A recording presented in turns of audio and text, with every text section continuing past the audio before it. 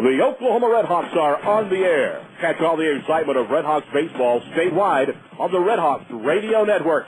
Tonight's game is brought to you by AT&T, York International, Coca-Cola, Sonic Drive-In, by Dodge, Charles Jr., Coors Miller Beer, Oklahoma Sports Science and Orthopedics, by McDonald's, the Oklahoma Highway Safety Office, Bud Light, by Compassionate Care Hospice, by Audio Dimensions, MidFirst Bank, and by BeaversBendVacations.com. Now, let's go to the ballpark and the voice of the RedHawks, Jim Myers. Thanks, hi, everybody. A pleasant Thursday evening, and welcome to Oklahoma RedHawks baseball, the start of a long trip. A three-city, 12-game trip starts tonight as the RedHawks take on the Los Angeles Angels AAA affiliate, the Salt Lake Bees. Jim Byers with you here at Franklin Covey Field, not far from downtown Salt Lake City. The RedHawks have won 4 of their last 5. They just came off a good homestand where they took 3 out of 4 from Fresno and split with Sacramento.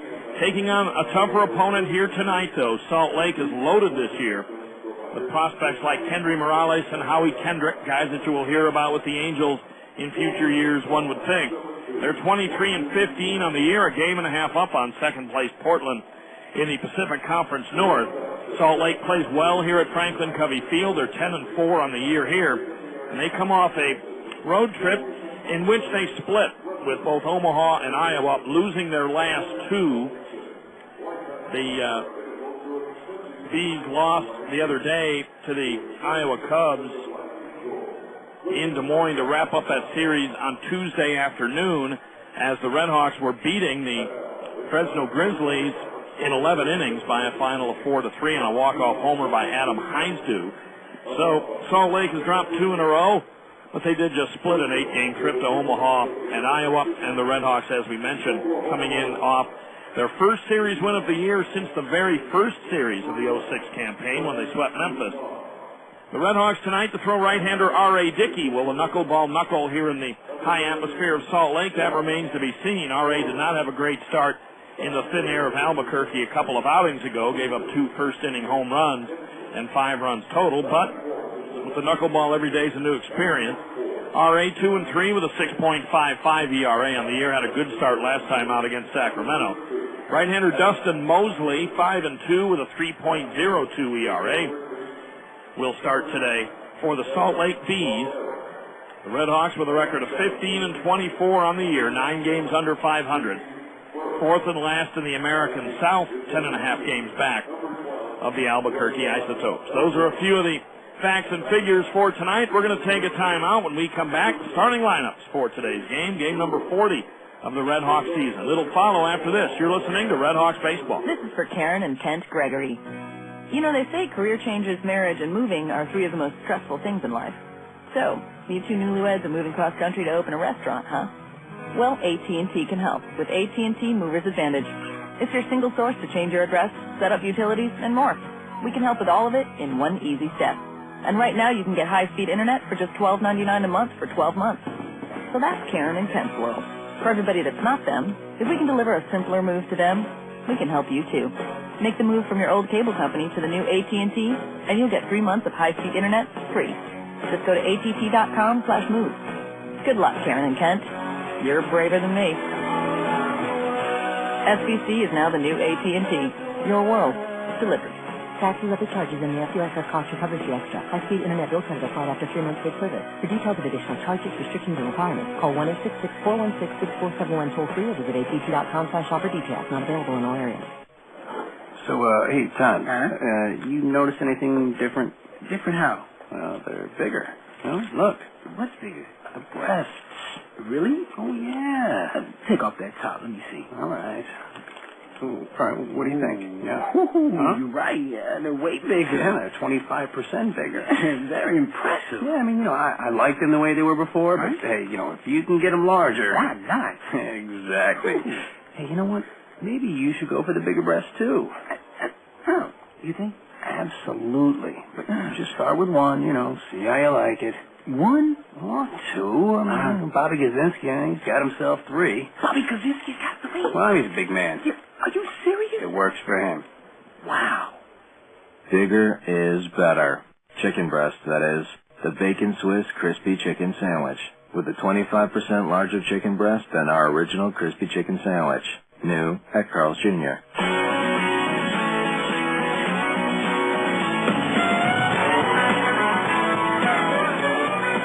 Back live here on Flagship 1340 in the RedHawks radio network. Same locales for tomorrow's game, which will also be a 7:30 first pitch in the Central Time Zone, 6:30 here Mountain Time, as the RedHawks take on the Salt Lake Bees, formerly known as the Salt Lake Stingers.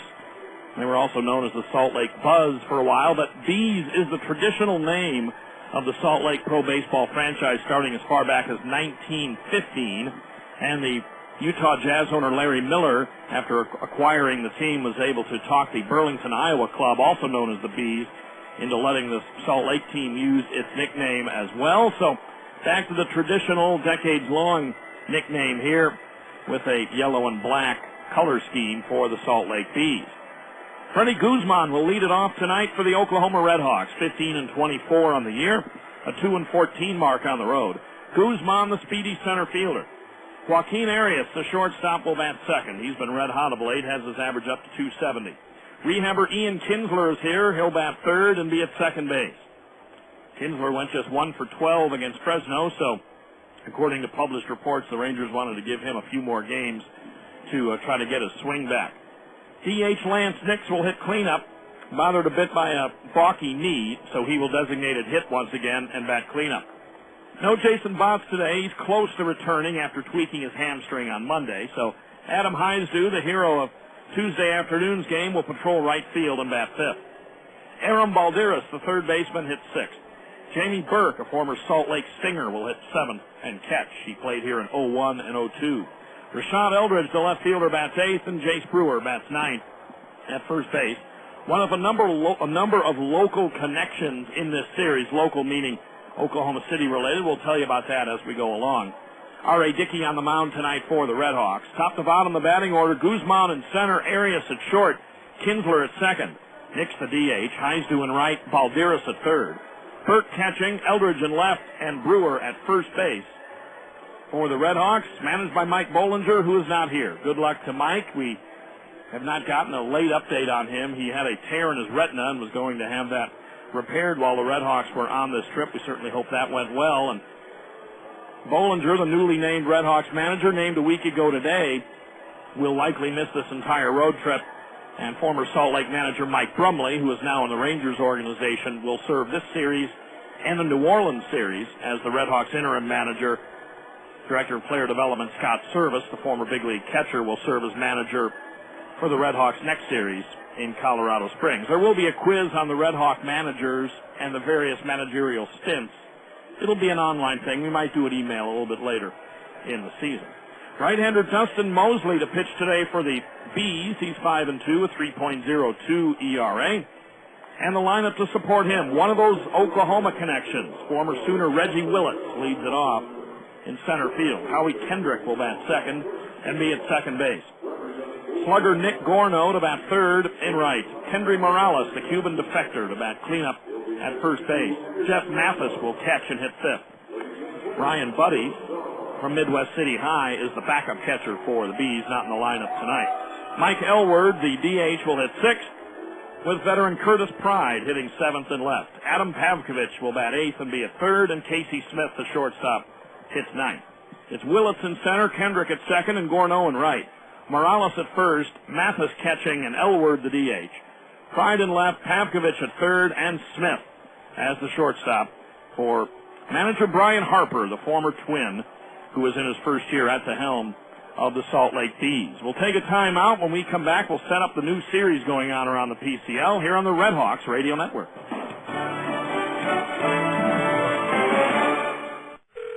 Joe's Landscaping. This is Joe. Oh, hey, Joe. I'd like an estimate to install a sprinkler system in the forest. Okay, your property's on forest land? Oh, no. It is the forest. I don't follow. Well, I'm calling around for estimates to install sprinklers throughout our forest.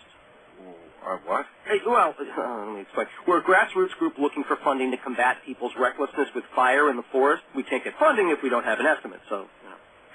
Are you serious? Yeah. We're calling it the National Sprinkler System. Isn't that great? You want to know how much a sprinkler system would run you for the forest? Uh-huh. That doesn't even make sense, sir. Oh, no. Oh, you know what? You're right. Maybe we should just map out Olympic National Forest first. Is this a joke? No. Imagine being able to flip a switch and put a fire out. Flip a switch. You know how much land you're talking about? I know it seems big, Joe.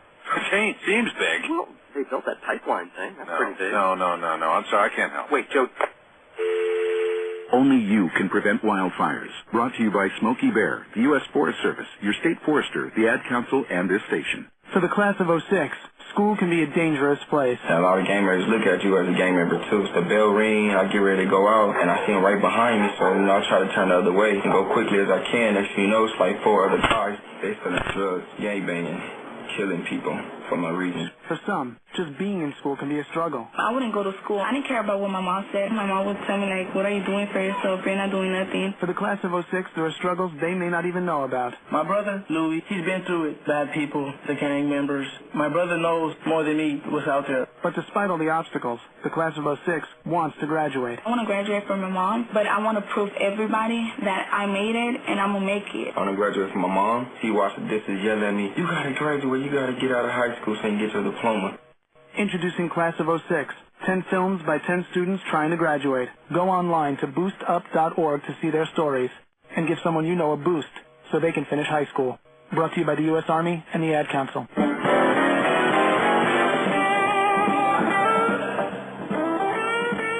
Jim Byers back with you live here at Franklin Covey Field in Salt Lake City, Utah. The RedHawks' first trip here since the 2003 season. Historically, Salt Lake has had good clubs, whether they were affiliated with the Twins in those years back in the 90s and early 2000s or currently with the Angels. And this is not an easy place to pitch. In fact, the RedHawks have lost 12 out of 15 games in this facility since the 2000 season. They did split with them, though, the last time the schedule called for them to come here in 2003.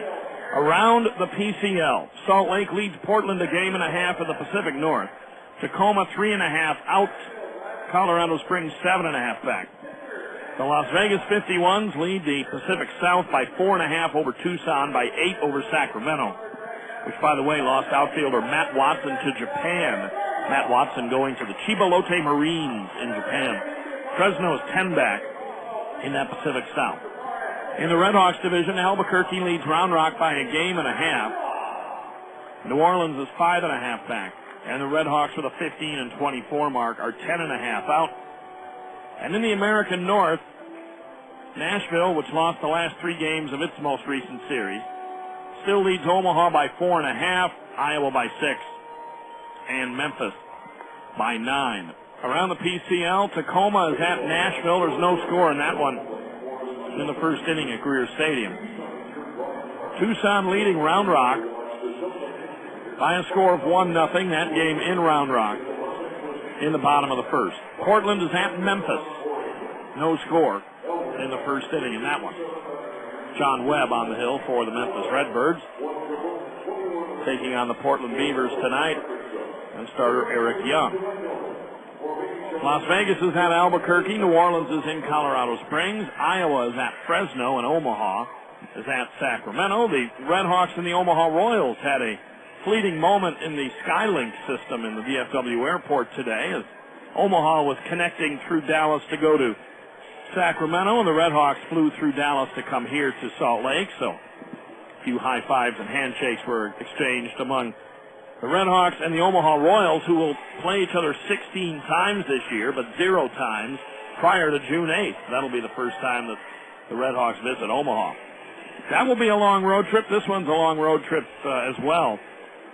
Tonight, the RedHawks beginning a 12-game trip, 4 here, continuing tomorrow night with a 7:30 Central Time first pitch, continuing Saturday at the same time, and then an afternoon game starting at 3 o'clock Central on Sunday, then off to Colorado Springs for 4 night games, Monday through Thursday of next week, and then down to New Orleans starting a week from tomorrow for a 4-game series that will encompass Memorial Day weekend. And the RedHawks finally back home again on May 30th after the Phillips 66 Big 12 tournament is over with. That will run at the Brick May 24th through the 28th. And in case you didn't hear, AT&T Bricktown Ballpark has the Big 12 tournament now through 2011. So that's a nice break for the city. Around the big leagues, there were a number of day games today. The Texas Rangers wound up sweeping the Yankees. It was not an easy sweep. But Vicente Padilla, sore ankle and all, beats the Yankees today 6-2. Oakland got by the Mariners 6-3 to complete a sweep in that one. Detroit over Minnesota by a final score of 5-3. It was Cleveland slipping by Kansas City by a 6-5 final.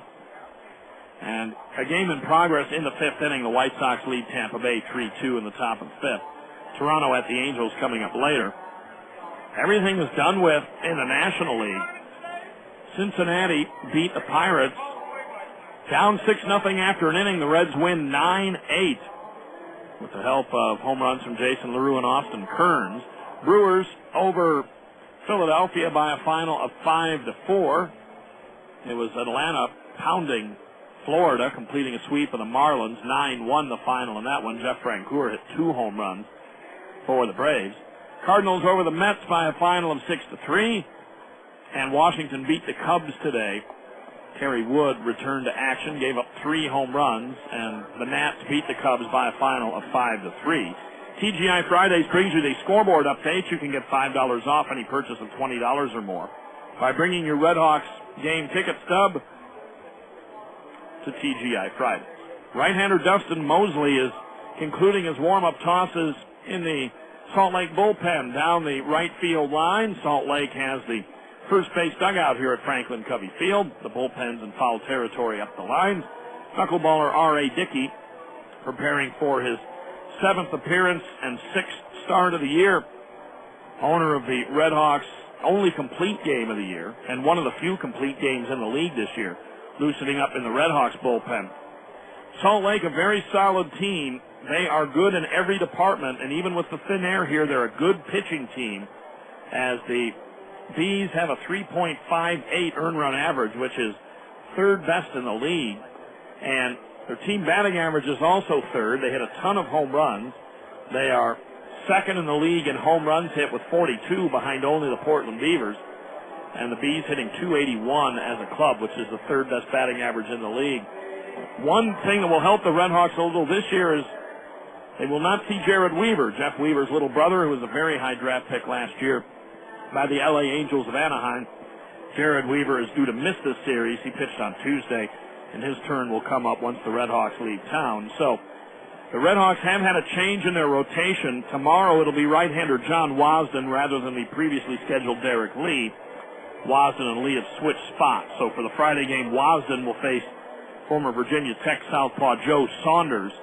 Derek Lee will face Casey Olenberger on Saturday, and Edinson Volquez to face El Reno product Stephen Shell, who attended Minco and El Reno high schools in Oklahoma on Sunday afternoon. A lot of local connections here in this series.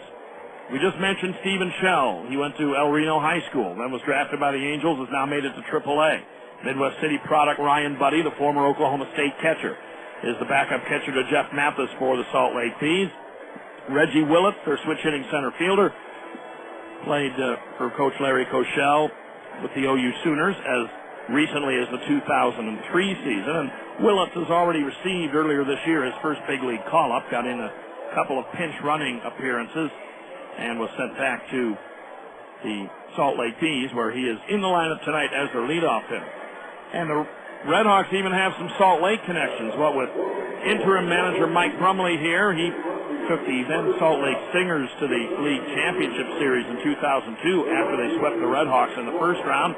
Brumley here filling in for Mike Bollinger, recovering from eye surgery at his Tulsa home, and we hope he's doing well. In fact, if Bo is listening, we say hello to him and pass along the good wishes of the team. Jamie Burke and Tom Gregorio, 2/3 of the RedHawks catching tandem, have also played here while in the Angels system in Salt Lake. That'll do it for the pregame show. Dustin Mosley and the Salt Lake Bees taking the field. We'll be back with the first pitch after this local break on the RedHawks Radio Network. When I'm under, I don't breathe. I'm weightless. My heart races. I'm floating away. And when it's over, all I think about is doing it again. Michael Swan is under the influence of his volunteer swim coach. Spending a little time coaching, he helps neighborhood kids like Michael stay off the street and off drugs. So, share a skill, a passion, a hobby with kids in your community, and you can make a big difference. That's because kids who enjoy a regular positive activity with an adult are less likely to begin using drugs or alcohol. Find out how you can be a coach, a mentor, a volunteer. No matter what it is, you have something to offer. Log on to helpyourcommunity.org or call 877-KIDS-313 and be an influence on the kids in your community. Brought to you by the Office of National Drug Control Policy and the Ad Council. At the football game, Jim shows the telltale signs of being wasted. He attempts to high-five everyone on the way to his section, spilling his $10 beer everywhere. Back in his seat, he screams, "Defense." His friends remind him it's halftime. He takes off his shirt and starts flexing for the camera. He refers to his muscles as gunboats. Jim screams, "How's this for a halftime show?" He tells the story about the time he flexed for the halftime show. His friend informs him that it just happened. To redeem himself, he streaks the field. Jim makes it to midfield before being tackled. The Jumbotron captures it all. It's easy to tell if you've had way too many to drive. But what if you've had just one too many to drive? Never underestimate just a few. Buzz driving is drunk driving.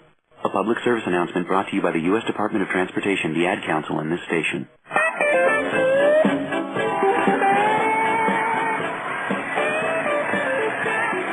The RedHawks of the Salt Lake Bees set to go here today. Right-hander Dustin Mosley on the hill for Salt Lake. Knuckleballer R.A. Dickey will try to get the knuckleball to dance here in the thin air of Franklin Covey Field in Salt Lake. Place where all time the RedHawks are 9-15 against the Buzz, the Stingers, and the Bees, as they have been known by varying names over the years, but they're just 3-12 here since 2000 and also lost a couple of playoff games here in an 0-2 sweep. Mosley to face Freddie Guzman, the RedHawks center fielder, Joaquin Arias, the shortstop, and Ian Kinsler, the second baseman, here in the top of the first. Lance Dix will DH and hit cleanup. Adam Heinzdew, the right fielder, to bat fifth. Heinzdew had the RedHawks' first walk-off home run in nearly a year when he ended Tuesday afternoon's game in the 11th with an opposite field shot off Jeff Miller into the RedHawks bullpen to give Oklahoma a win in its most recent game. 4-3 over Fresno, and the RedHawks took 3 out of 4 from the Grizzlies. Six-hole hitter is Aaron Balderas, the third baseman. Jamie Burke, a longtime member of the Angels organization and a former Salt Lake player, will catch and hit seventh. Rashad Eldridge bats eighth and left, and Jace Brewer, the first baseman, hits ninth. Mosley, in 8 starts this year, has 1 complete game in 44 and 2/3 innings. He's allowed 38 hits and 15 earned runs. Walked 13, struck out 33. Opponents hitting .236 against him. He's got Curtis Pride in left, former Sooner Reggie Willits in center, and Nick Gorno in right. Jeff Mathis, recently sent down from the Angels and riding a 12-game hitting streak, is behind the plate catching Mosley. Kendry Morales, the first baseman. Howie Kendrick at second. Casey Smith is at short, and Adam Pamkovich around at third. The Rangers today completed a series split with the New York Yankees. You may have heard that. Vicente Padilla pitching them to a victory 6-2. It was a split, and a difficult one at that, at Yankee Stadium. Here's Guzman stepping in. The first pitch is outside for ball one as Freddie, the switch-hitting outfielder, shows bunt and draws Adam Pavkovich and Kendry Morales from the corners up on the grass. It is warm. It's downright hot here at Franklin Covey Field as we get set for this one. And the next pitch is low, and they count 2 balls and no strikes. Guzman, Arias, and Kinsler to bat here. In the top of the first with a lot of sun on the field. Left field is the sun field here at Franklin Covey. The 2-0 pitch in there for a strike. Guzman went just 1 for 17 with a walk against Fresno. He had a good time of it with the Portland Beavers in his return from elbow surgery, which cost him all of last year. Mosley's 2-1 pitch is high, and the count 3 balls and 1 strike. This year with the Portland Beavers, Guzman batted as Mosley delivers. Fastball high, ball 4, and he draws a quick walk. Guzman batted .274, and against the Salt Lake Bees, He went 8 for 24 with 2 doubles and a triple and 5 steals without being caught. Portland, Guzman's former team, has played the Salt Lake Bees already 8 times this year. Right-handed hitting Joaquin Arias steps to the plate here. Went 6 for 17 with a run driven in the series against Fresno. Mosley delivers. First pitch on the outside corner for a strike. Joaquin hitting .270, a homer and 12 runs batted in. It's 89 degrees at game time, a little bit after 6:30 Mountain Time here. It feels like 85 degrees with only 13% humidity. And there's virtually no wind. There's a throw to first and a close play. Guzman has to dive back. New RedHawks hitting coach Wayne Kirby is coaching at first. Interim manager Mike Brumley, the Texas Rangers minor league field coordinator, coaching at third. Brumley managing the RedHawks this series in the absence of Mike Bollinger, who has a slight eye problem that's being taken care of. Pitch to Arias is chopped up the third base line. Pavkovich on the run, plays it, throws to first in time. But it has the effect of a sacrifice as Guzman goes to second base. No score. Top of the first inning, 1 on and 1 out. And Ian Kinsler, who has been a little slow to come around, rehabbing a dislocated left thumb to hit next. 2 for 17 as a Red Hawk in this go-round on rehab with 1 run driven in. A hit in 12 official at-bats in the Fresno series. The Red Hawks 15 and 24 on the year, winners of 4 of their last 5, beginning a 12-game road trip here tonight. Mosley is ready and the right-hander delivers. Fastball for a strike. Kinsler spent all of last year with Oklahoma and had an outstanding season as he hit .274 with 23 home runs and 94 runs batted in. Morales wheels around, throws, and they got him at second base. Howie Kendrick went to cover, and it goes 1-4, the pickoff at second base. As Kendrick was able to sneak behind Freddie Guzman, who we had told you had swiped 5 bases against these guys this year as a Portland Beaver without being caught, but they get a little redemption right there. 2 out, nobody on, no score. The pitch to Kinsler, a breaking ball for a strike, and it's 0-2. Dustin Mosley is out of Texarkana, 6'4" and 190. He's a 24-year-old acquired for pitcher Ramon Ortiz from the Reds after the 04 season. The 0-2 pitch is low and the count 1-2. Salt Lake, the top club in the Pacific Conference North, with a 23-15 mark, a game and a half up on Portland. The Red Hawks with a 15-24 mark, 10.5 back of first in the American South. Mosley is ready, a ball and 2 strikes, 2 outs, the pitch, and Kinsler hits one on the ground right to third. Routine ground ball to Pavkovich, goes over to first in time. No runs, no hits, a walk, and nobody left after a half an inning. No score. You're listening to Red Hawks baseball. Bud Light presents Real Men of Genius. Real men of genius. Today we salute you, Mr. Hot Stock Tip Giver-Outer. Mr. Hot Stock Tip Giver-Outer. Why go to professional analysts when we can get inside information from your brother-in-law's sister's 4th cousin's stepfather? On your mother's side. Sure, you may know absolutely nothing, but we know even less. Beep, beep, beep, oh, Tommy. Your motto, buy low, sell low. Get other people to buy low and sell low. Keep hope alive. So crack open an ice cold Bud Light, oh titan of the tip. Although you're always wrong, you'll always be our Mr. Right. Mr. Hot Stock Tip Giver-Outer. Bud Light Beer, Anheuser-Busch, Houston, Texas. In my mind, I envision delicately crunchy greens, warm orange-glazed chicken, crisp snow peas nestled next to tender edamame and sweet, succulent mandarin oranges. My mind drifts as I add rich, ripe red peppers, toasted almonds, and finish it all off with a light sesame ginger dressing. Newman's Own low-fat variety. McDonald's new Asian salad, one of 4 premium salads, is now a delicious reality. I'm loving it. At participating McDonald's.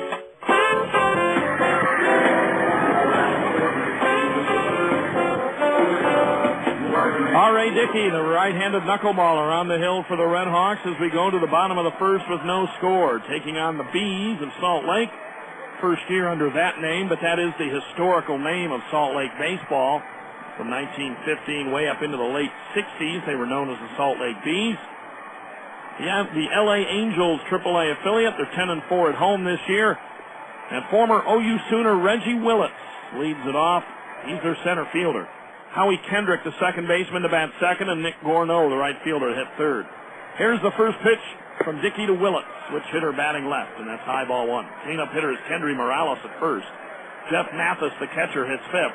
Mike Elward, the DH, bats sixth, and Curtis Pride, the left fielder, hits seventh. The next knuckler is a little high, and it's 2-0. Adam Pavkovich, battling a brutal 0-for-19 slump, hits eighth at third. Casey Smith, the shortstop, bats ninth. 2-0 to Willits, in there for a strike. Reggie hitting .284, a homer and 20 runs batted in on the year. The next pitch is fouled a third base side upper deck, in and out of the upper deck. The ball carries back downstairs, and they count 2-2. Willits grew up in the Fort Cobb area, 7th round pick of the Angels out of OU in 2003.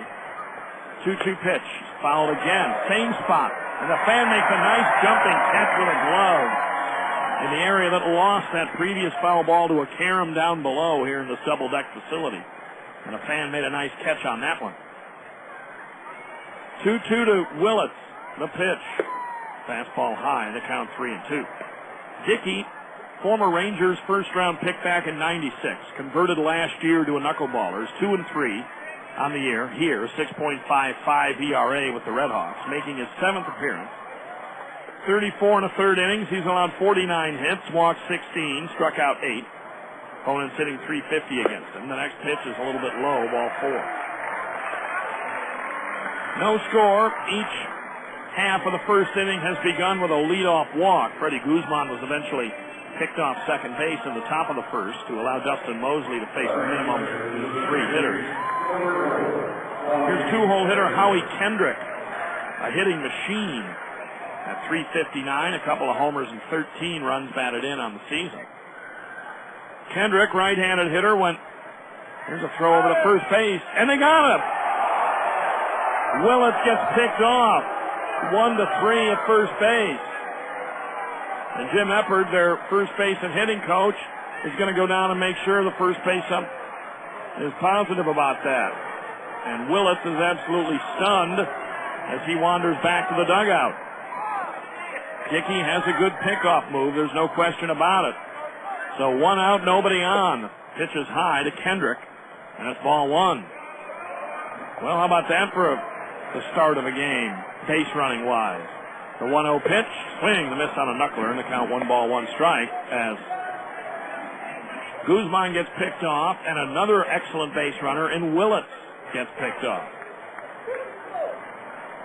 Kendrick is just 22. He'll turn 23 in July, a Florida native, a 10th round pick in '02. There's a fly ball down the right field line, slicing foul and out of play. Rashad Eldridge in left, Freddie Guzman in center, Adam Heisdu in right. Chase Brewer is the first base, Vinian Kinsler at second, Joaquin Arias at short, and Aaron Balderas at third. Jamie Burke catching Dickey.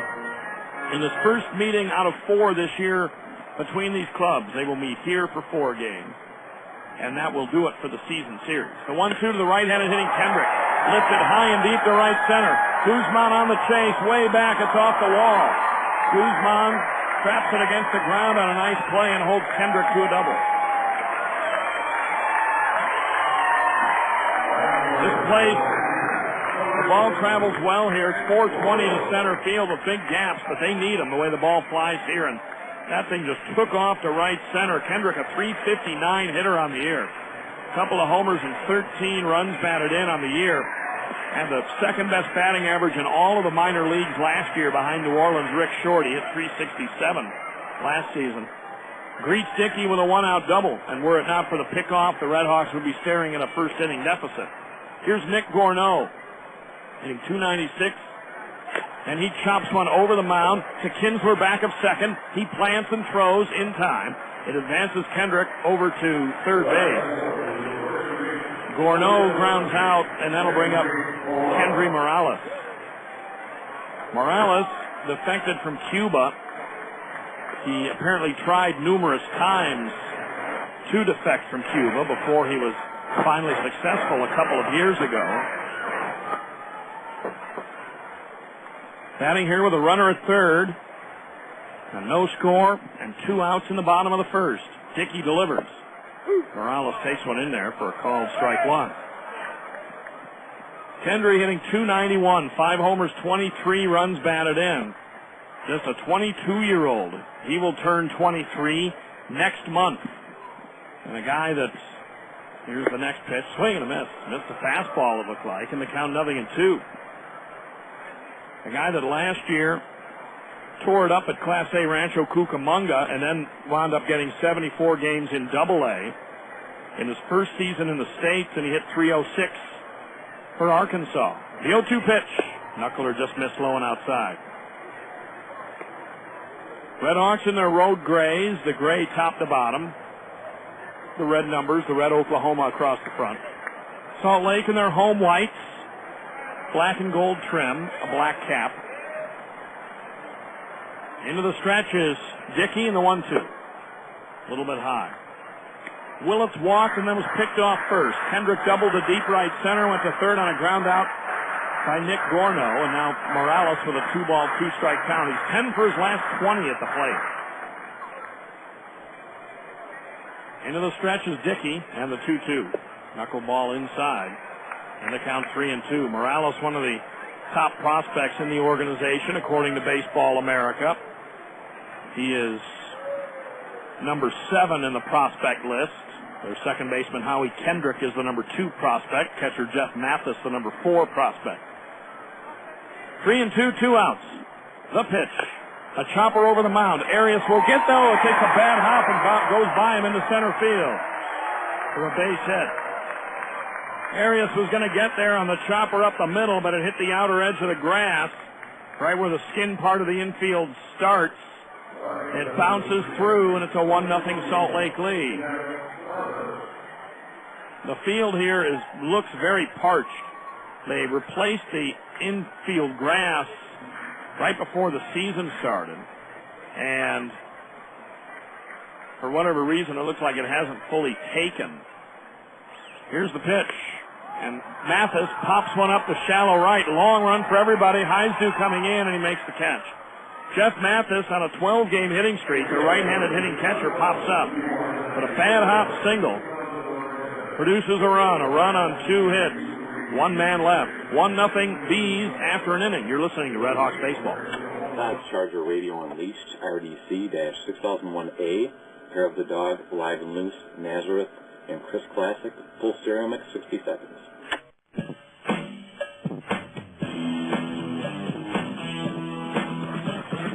Back up, yes, it's on. Word is born till the break is on. Got the mic in my hand and the crowd is mine. Let me send it to you one more time now. Everybody get live and loose. I'll show you who got the truth. Yo, just sit right down and check it out.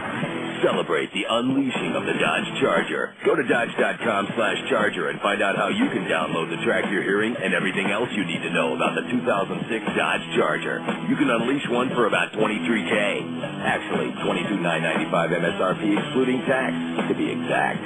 Hit it. Let me send it to you one more time now. Hey, you knocking down a wall and pushing a wheelbarrow, building a gazebo, listen up, because I've got something to soothe your dry, parched throat. Something boldly citrus that will knock your sluggishness right out of the park. Are you ready? Because here it is, Vault. V-A-U-L-T, Vault. It drinks like a soda so you can slam it down, and it kicks like an energy drink so you can smash it, scrape it, shove it, get it done! Introducing Vault. Drinks like a soda, kicks like an energy drink. Get to it!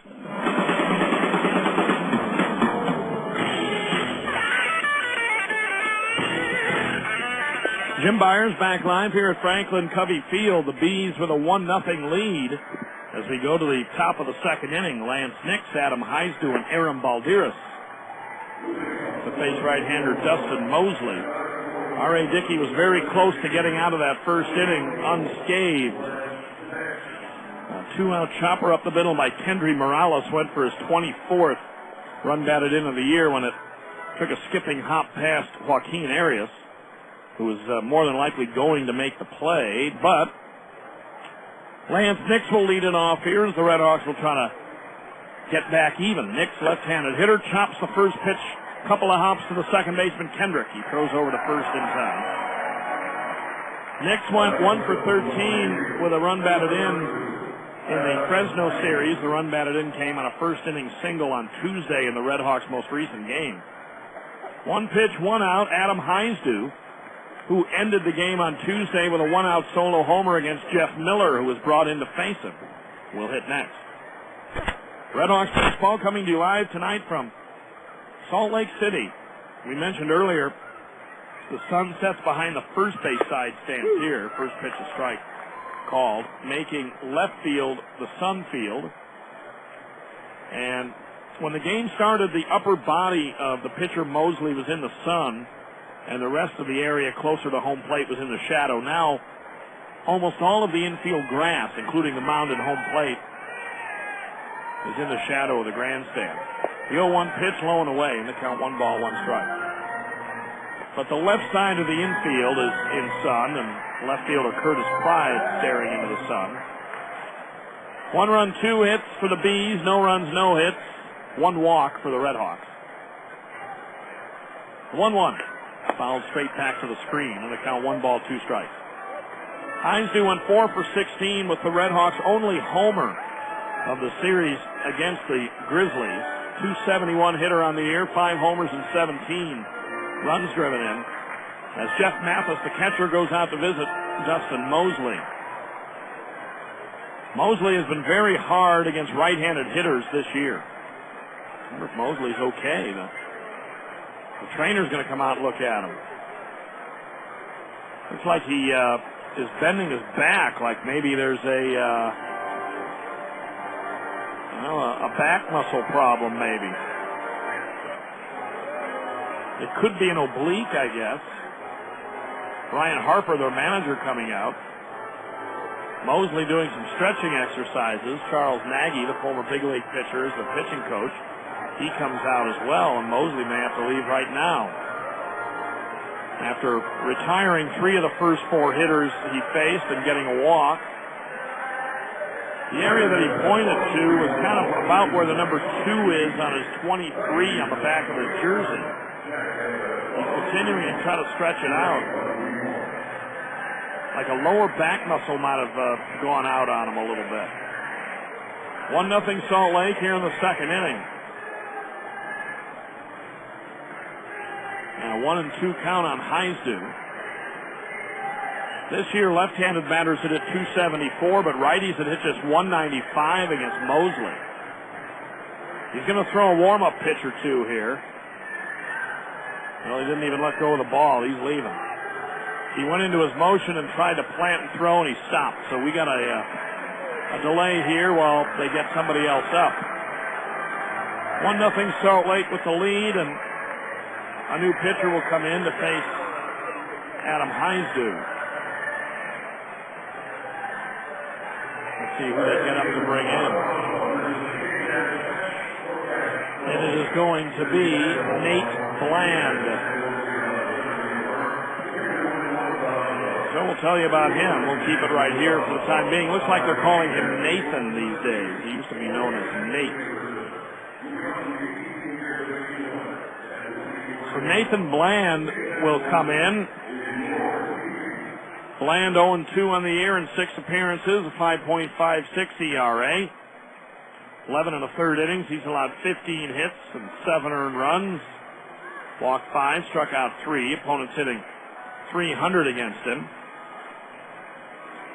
Bland, a guy that pitched last year for the Tijuana Club in the Mexican League. Pitched for the Iowa Cubs the year before that. 8-5 in 53 games for Iowa a couple of years ago. 4.68 ERA. Bland, a southpaw, will come in here with 1 out in the second inning after Mosley did something to his back. Let's pause here 10 seconds for station identification as you listen to the RedHawks.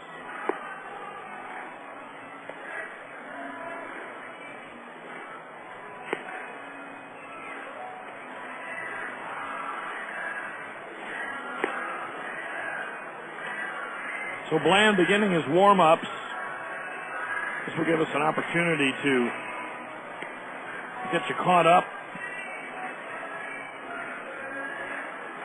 on this road trip. The RedHawks will be here for 4. 7:30 game Central Time tomorrow and Saturday, a 3 o'clock game on Sunday. Off to Colorado Springs for 4, Monday through Thursday of next week. All 8:05 starts. And then in New Orleans for 4 before coming back home on May 30th to begin an 8-game homestand against Albuquerque and Iowa at AT&T Bricktown Ballpark. Well, you may wonder what happens when you change pitchers in the middle of an at-bat. Well, with a 1-ball and 2-strike count, here's what happens. If when pitchers are changed and the count is 1 ball and 2 strikes, charge that batter and his actions to the relief pitcher. There are some counts where if a guy gets a walk, you call it on the preceding pitcher. But in this case, with a 1-ball and 2-strike count,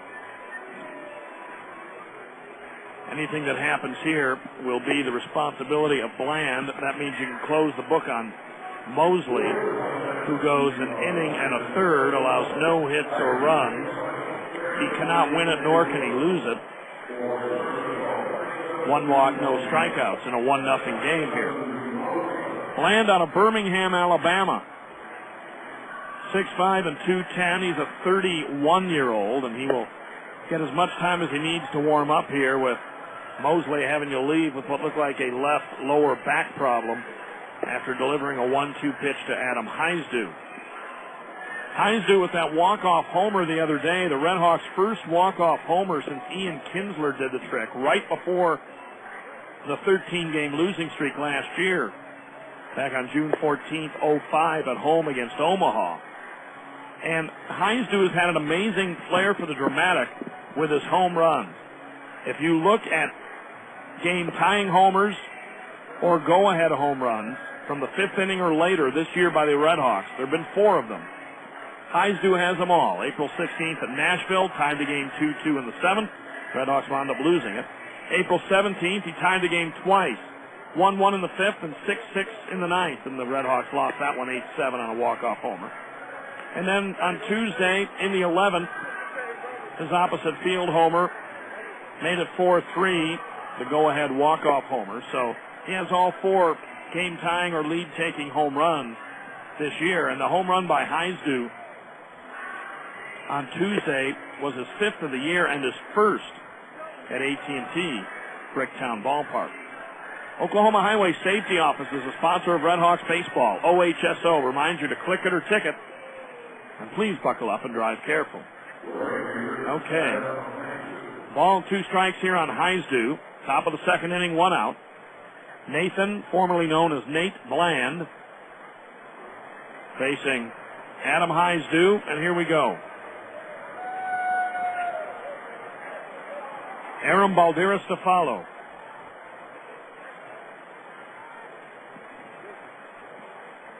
Bland staring in for the sign. Here's his first pitch of the game. Swing and a miss, strike 3. Well, Heisdu had to wait around a long time for that. 2 outs, and that'll bring up Aram Balderas. That's a long time to wait for a swinging strike 3. Balderas has been swinging the bat well since coming up from Frisco at the tail end of the last road trip, in which the RedHawks lost the first 7 and then won the 8th and final game, May 8th in Albuquerque. Pitch to Balderas in there for a strike. Aram hitting .321 with 5 runs batted in. Right-handed hitter stands up forward in that batter's box. The 0-1 pitch low and inside. The count 1 ball, 1 strike. Bland's last outing was on Monday at Iowa. He went 2 innings, allowed no hits or runs. He had taken losses in his previous 2 outings. One of those was a start, 2 appearances back. He uses the wind and the 1-1 pitch. Swing and a miss. Nice off-speed breaking pitch. And the count 1 ball and 2 strikes. The RedHawks just 2-14 on the road, and one thing that would really help them on the road, if they are going to improve their fortunes away from home is to pitch better. Their offense hasn't been radically different batting average-wise on the road than at home. Pitching has been. The 1-2 pitch way inside goes back to the wall behind home plate. The RedHawks batting .250 on the road this year, hitting .264 at home, but the discrepancy is more than 4 runs a game in the ERA. On the road, the RedHawks have really struggled to pitch. 6.68 ERA. Their home ERA is excellent at 2.27. 2-2 outs, bases clear, the pitch. Swing and a miss, strike 3. So Bland comes in and fans 2. 3 up and 3 down, 1-0 Salt Lake as we go to the bottom of the second. You're listening to RedHawks baseball. Hey, there's Sharon. Hi. Oh, sorry I'm late. It doesn't matter. Maggie's not even here yet. Where is she? Typical Maggie, late for her own baby shower. Yeah. Well, she's definitely your sister. Yeah. Maybe she went into labor on her way over. Oh, yeah, that's real funny. Well, she should be here by now.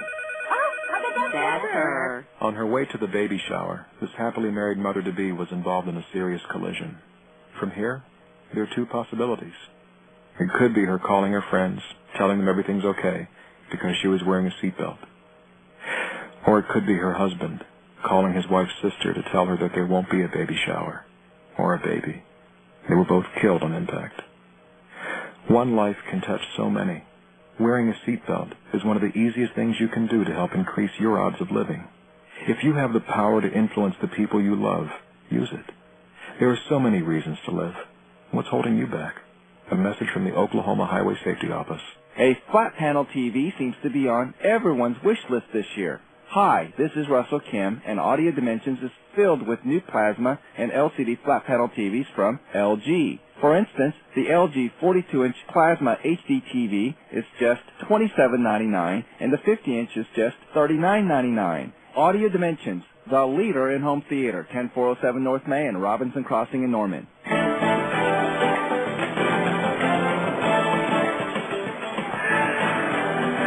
To the bottom of the second inning here. 1-0 Salt Lake in front. Mike Elward to lead it off. Then Curtis Pride and Adam Pavkovich against right-hander R.A. Dickey.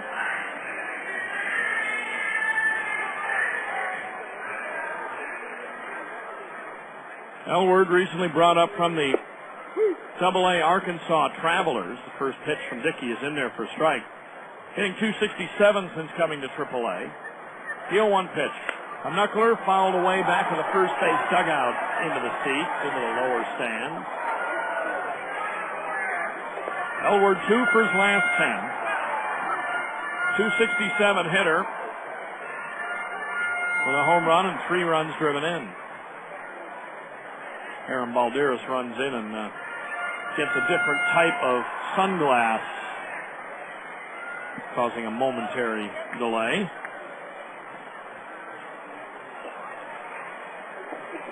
Elward, right-handed hitter.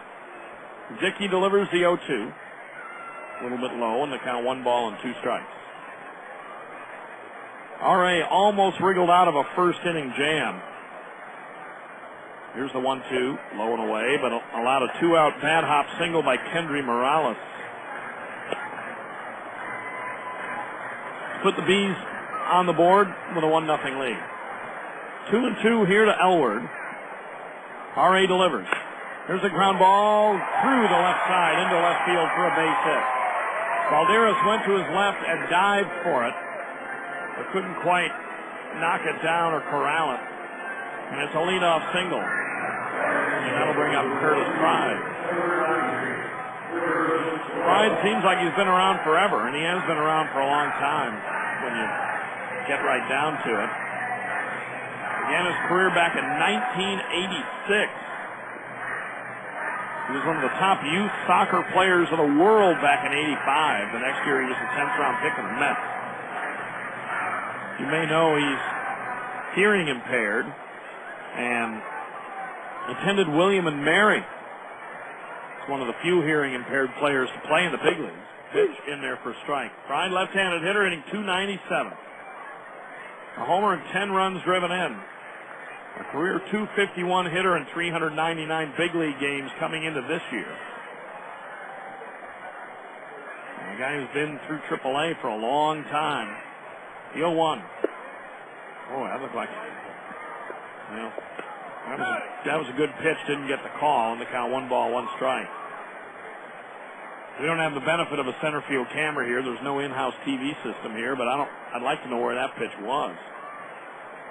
1-1 the count here. R.A. delivers. That's low and inside, and the count 2-1. Last year, Pride hit .289 in 82 games for Salt Lake. Added 9 homers, 56 runs batted in.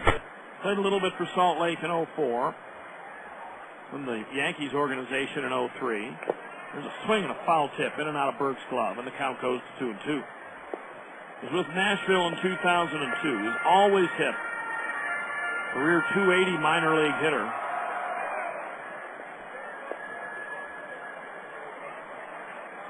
Elward at first base with nobody out. 1-0 Salt Lake here in the second inning. Dickey peeks over at the runner. And here's the 2-2. Knuckleball's a little high, and the count 3 balls and 2 strikes. John Wasden to pitch tomorrow for the RedHawks. That's a change in the rotation. He's moved up a day. He and Derek Lee have switched. Lefty Joe Saunders to pitch tomorrow for the Bees. Wheels and throws to first. Chest pass. Elward chest pass. That's a good freezing move by Dickey. Elward didn't react at first. RedHawks with the third base dugout here. A very high fence fronting the top of the dugout steps.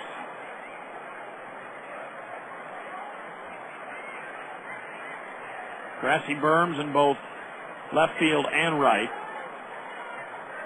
Runner goes. 3-2 pitches, high, ball 4. So a walk follows the leadoff single, and this will bring up the deep slumping Adam Pavkovich. Pavkovich 0 for his last 19. And that's just as far back as the stats go. It could be slightly more than that if he went on a bat or 2 into the last game where he had a base hit. We don't have access to that information on short notice. But hitting .211 on the year, 3 homers, 8 runs batted in. Dickey ready and delivers. There's a chopper toward short, could be 2. Arias underhand flip to Kinsler. Over to Brewer. A double play. 6-4 to 3. Over to third goes Elward and Casey Smith coming up next. Smith's been swinging the bat pretty well lately. 6 for his last 18 with 4 runs driven in. 271 hitter on the year with 7 RBIs. 27-year-old Alabama native hit .221 for the Salt Lake club last year. 1-0 Salt Lake here in the second. Dickey into the stretch, and the pitch. A little bit high for ball 1.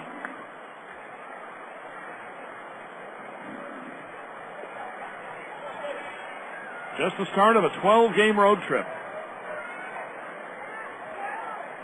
Here's the 1-0 from the R.A. Fastball for a strike, and the count 1 ball, 1 strike.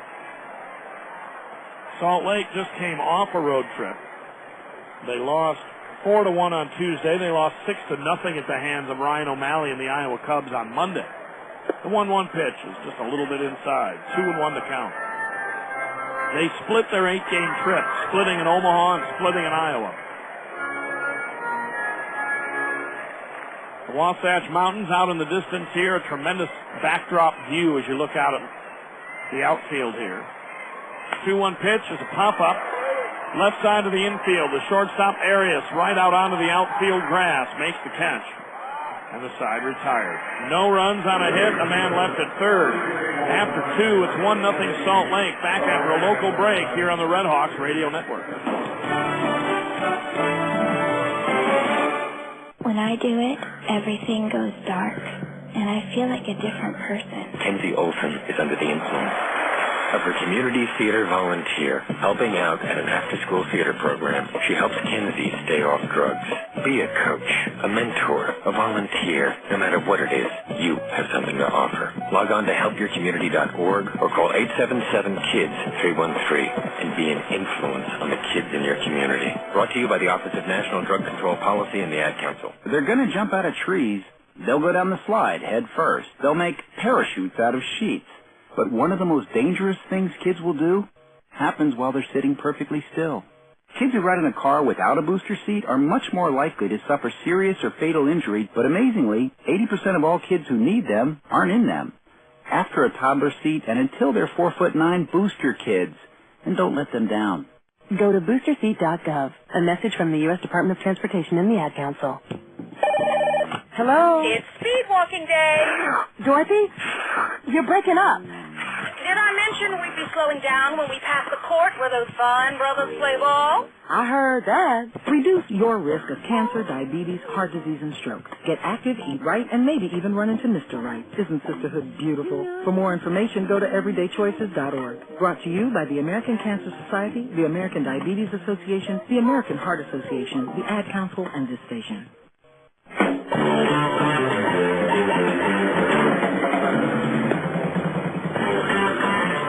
Jim Byers with you. Here we go to the third inning in Salt Lake. 1-0, the Bees in front.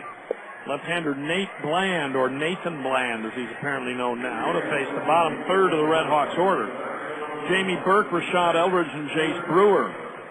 Bland came in the middle of the Adam Heisdu at bat in the second inning, got credit for striking him out. Then he fanned Aram Balderas to end the second inning after the starter Dustin Mosley went out with an apparent back muscle problem that did not allow Mosley to continue. Burke, right-handed hitter, former Salt Lake Stinger, takes the first pitch for a called strike one. Jamie, a longtime member of the Angels organization. The 0-1 pitch, a little bit high, and the count 1 ball and 1 strike. Played AAA for them in both Vancouver and Edmonton. As their franchise affiliation switched around, the Angels did for a while. The 1-1, a little bit low. 2-1 to Burke. Played here in Salt Lake in 01, hit .219 in 61 games. Had a great year in 02, and they had a loaded club that went to the finals. 2-1 pitch. There's a bouncer foul up the third base line, and the count goes to 2-2. Hit .304 that year. Was unable to play in the playoffs because of a back injury. At least was able to be with the team, though. Here's the 2-2. Burke hitting .263. Flowing inside. The count goes full. 3 homers, 15 runs batted in. It was weird when Salt Lake played Edmonton in the finals in 02. The 3-2 is chopped toward third. To his left is Pavkovich. Has it, wheels, throws in time. Pavkovich had to go to his left and do a 360 after getting the ball to square away the throw, and he gunned down Burke at first. And a minimum 7 guys have come to the plate so far against Mosley and Bland, as Rashad Eldridge to hit next. The RedHawks leadoff hitter in the game in a 1-0 Salt Lake lead was Freddie Guzman, and he walked and then was picked off second. Eldridge just stroked one into left field on the first pitch for a solid single. Eldridge now has hit in 4 straight after a funk that dropped him into a rather lengthy slump, lowered his average into the low 200s. He has responded well and just ripped a single to left on his first pitch, and that'll bring up Jace Brewer. In 2002, that was the second year that the Angels were affiliated with Salt Lake. The Angels had been affiliated with the Edmonton club in the couple of years prior to that. Throw over to first base, and Eldridge back. And the Minnesota Twins had been affiliated for a bunch of years with Salt Lake. The two clubs essentially switched affiliations prior to the 01 season. The Twins linking up with Edmonton, and the Angels coming here to Salt Lake. Throw over to first, and back standing is Eldridge. So a year down the road in 02, when Edmonton and Salt Lake met in the PCL finals, you basically had the meetings, if you will, of the organizations that used to be in the opposite city. Here's the pitch. Brewer chops one towards third. A short hop, skips away from Pavkovich. Safe at second is Eldridge. Safe at first is Brewer. Pavkovich tried to backhand it. It was kind of a tricky hop. And it skipped in and out of his glove. And they have yet to post hit or error on the board. First and second, one out. 1-0 in favor of the Bees. In fact, not only have they not put a hit or error up there, they accidentally put a run up in the bottom of the third for Salt Lake. Here's the pitch to Freddie Guzman. He's way out ahead of one, a swing and a miss for strike one. But it must have been weird for the people involved in that 0-2 final series. It was just a couple of years earlier the Twins had been with the other organization and vice versa. Eldridge at second, Brewer at first. Guzman, as we mentioned earlier, was 1 for 17 against the Fresno Grizzlies in the series that ended yesterday. Freddie just acquired about a week ago in the trade from Portland. The 0-1 pitch low and away, and the count 1 ball and 1 strike. They're going E5 on that play. 1 run, 3 hits, and an error for Salt Lake. No runs, 1 hit, no errors for the RedHawks. Bland is ready. Here's the 1-1 pitch. That's taken for a strike, and the count 1 ball, 2 strikes. Bland has been very tough this year on left-handed hitters. He hasn't pitched a whole lot. Came in having worked just 11 1/3 innings, but lefties were hitting 167 against him. Righties were eating him up at a 342 clip. Guzman, switch hitter, batting right. The 1-2 pitch. Breaking ball foul to the screen. Good job staying alive there. So with 1 out, a single by Eldridge, and then Brewer hit the ball chopping to third that Pavkovich did not come up with for an E5. And a chance for the RedHawks here to make some noise. Down 1-0 in the third. Guzman, right-handed hitting native of the Dominican Republic. He's actually a switch hitter, but batting right in this case. We mentioned earlier, played against Salt Lake once here and once in the series in Portland earlier this season. Went 8 for 24 against the Bees. The 1-2 pitch is a bouncer over the third base dugout. It takes a weird hop and goes up into the upper deck. And the fans threw the ball back down below and hit some poor guy in the back of the head. What was that? I think they might have given it to a kid. And the kid fired the ball back down low, I'm thinking. And it hit some poor guy in the back of the head or the shoulder. He's okay, though. The 1-2 pitch. A little busted bat pop up to left. Pride shading his eyes, goes over and makes the catch, and there's 2 down. On that foul ball, it skipped up over the dugout and took a weird hop into the upper deck, which sits at about the same height as the bricks upper deck. And all of a sudden, there went the ball back down below, and some unsuspecting fan wore one in the back, but he's okay. Eldridge still at second, Brewer at first, and Joaquin Arias comes up. He grounded out against the starter Dustin Mosley in the first inning. Bland is ready. Arias hitting .268, and Bland wheels around and looks Eldridge back to second base. Salt Lake with a record of 23-15 on the year. They have the 4th best record in the league. Pitch, a little low. Ball 1 to Arias. The best record belongs to Albuquerque, 26-14. Second best record belongs to Las Vegas, which is 25-14. And in the second place club in the RedHawks division, Round Rock has the 3rd best record. And then Salt Lake. Here's a bouncer toward the hole at short. Over to get it to Smith. He throws the short way to second for an out, and the inning is over. Nice play by Smith, going way to his right to get the force out at second, 6-4. No runs on a hit and an error, 2 men left.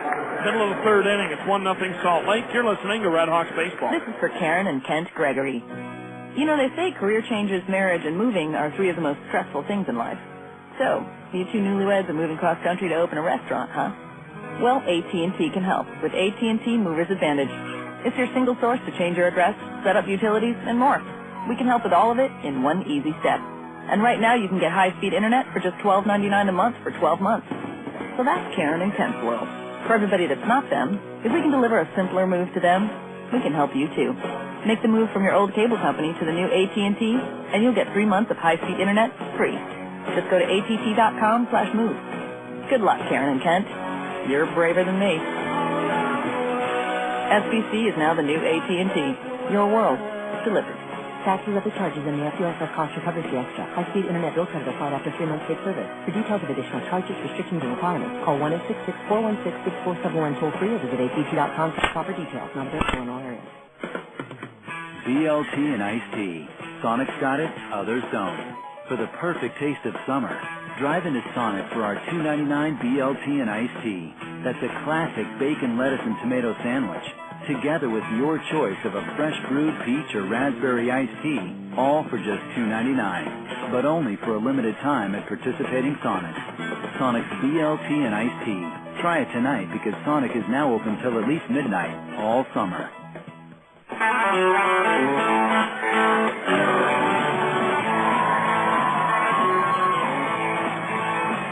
Salt Lake to hit here in the bottom of the third. Welcome back to RedHawks baseball from Franklin Covey Field. 1-0 in favor of the Bees as former Sooner Reggie Willits leads it off against knuckleballer R.A. Dickey. First pitch floats in there for a called strike one. Willits drew a walk and then was promptly picked off first base back in the first inning in a somewhat disputed play by the Bees. The 0-1 pitch is in the dirt. They count 1-1. Willits hitting .284 in his first season in AAA, a homer and 20 runs batted in. Last year hit .304 with a couple of homers and 40 steals for AA Arkansas. Here's a drive on the line toward left. In comes Eldridge. He makes the catch. Boy, that one scooted up his glove. He kind of ice cream coned it, but he made the grab on a nice running catch. So Willits is 0 for 1 with a walk, and that'll bring up Howie Kendrick, one of the more exciting hitting prospects, especially in the minor leagues. We mentioned earlier hit .367 last year, combined between Rancho Cucamonga and Arkansas. First pitch in there for a strike. Second best batting average in all of the minor leagues behind the New Orleans Zephyrs' Rick Short. Next pitch fouled off the hockey goalie mask of Jamie Burke and back to the screen. 1 run, 3 hits, and an error for the Bees. No runs, 1 hit for the Hawks. On a beautiful evening. Feels like summer here in Salt Lake. The pitch. It's a high fly ball to center. Guzman going over, drifting back just a shade. He makes the catch in left center for the second out. Kendrick, who doubled to deep right center in his first at bat and ended up scoring on a bad hop single. Flies out here, and that'll bring up Nick Gourneau.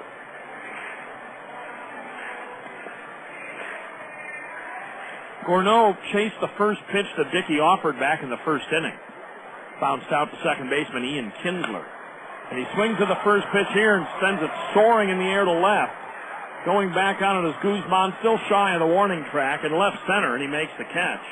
And a 3-up, 3-down inning for R.A. We played 3 here at Franklin Covey Field. The Bees won, the RedHawks nothing. You're listening to RedHawks baseball.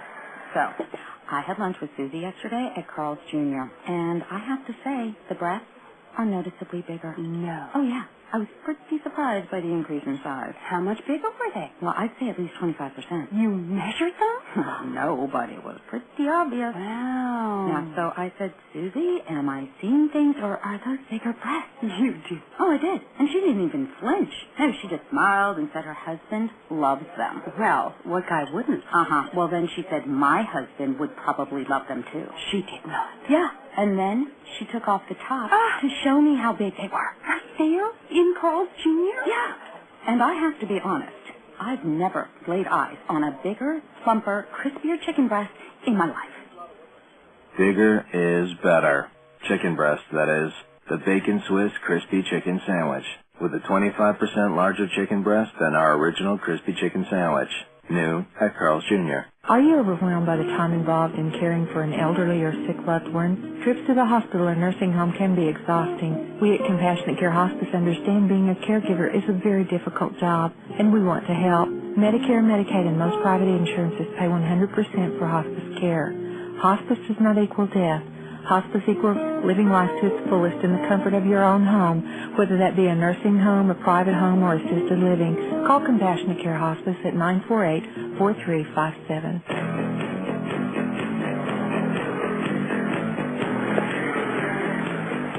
Left-hander Nathan Bland set to face the 3, 4, and 5 hitters for the RedHawks.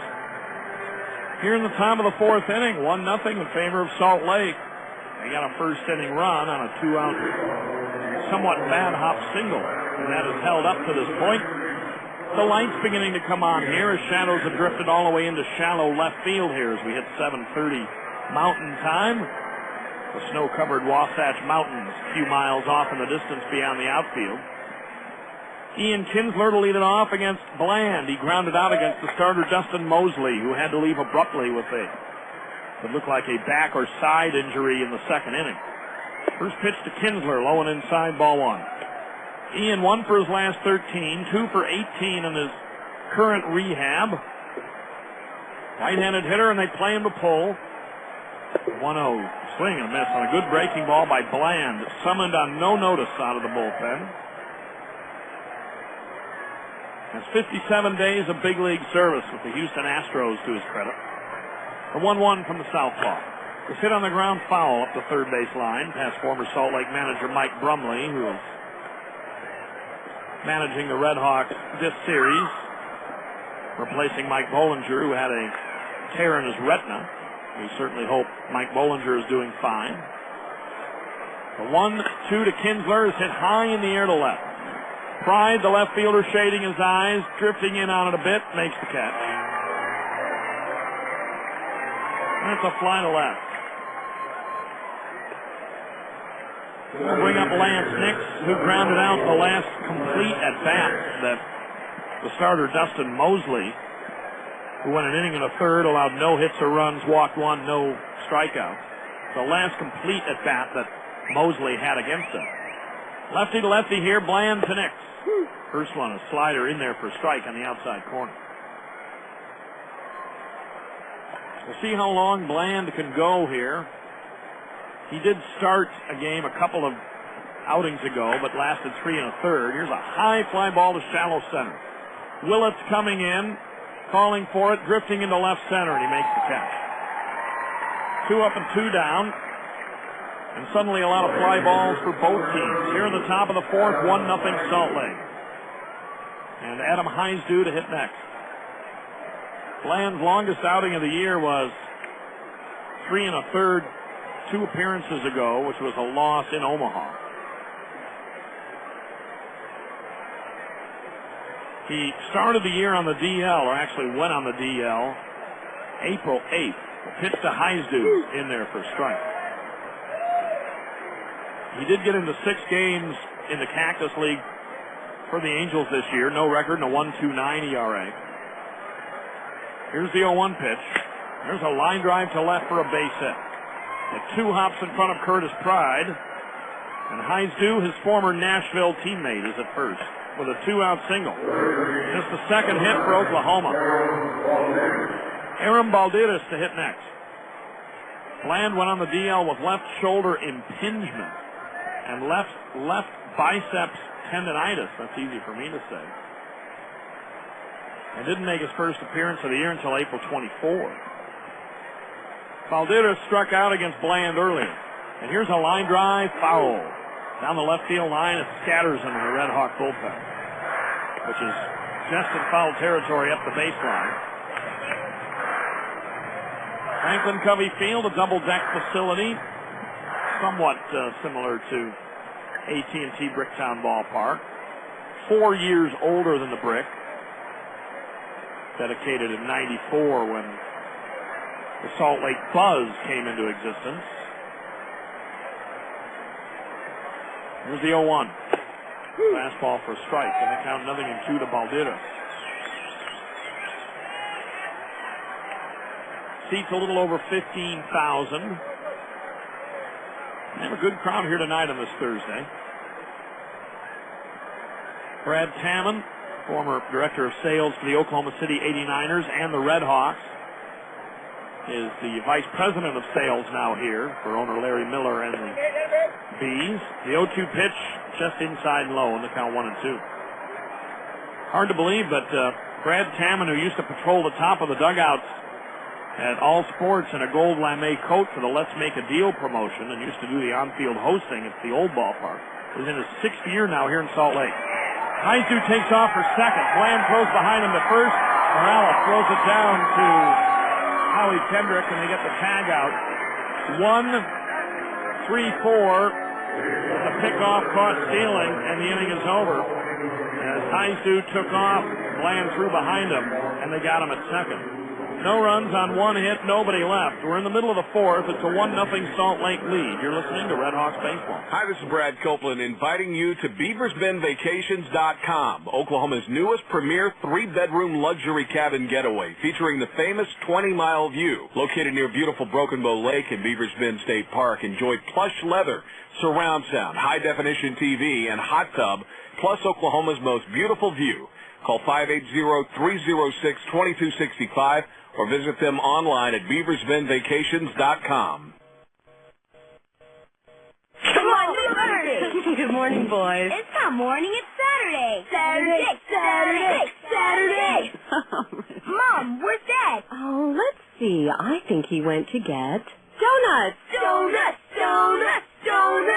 So, Mom, 5-10 minutes. What are we talking here? Actually, he should have been back by now. Oh, I bet that's him. Pulling out of the grocery store parking lot, this father of 3 young boys had a head-on collision with another car. From here, there are 2 possibilities. The phone call could be Dad telling them he's okay but needs him to come pick him up, and thankfully he was wearing his seatbelt. Or it could be the police telling Mom she's now a widow. If somebody you care about doesn't wear their seatbelt, do whatever it takes to change this deadly bad habit. Plead, beg, even get mad, because no one has more influence over them than you. Life is short. What's holding you back?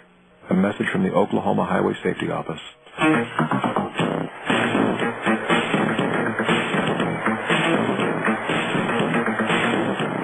To the bottom of the 4th, still 1-0 Salt Lake. R.A. Dickey delivers to Kendry Morales. First ball swinging.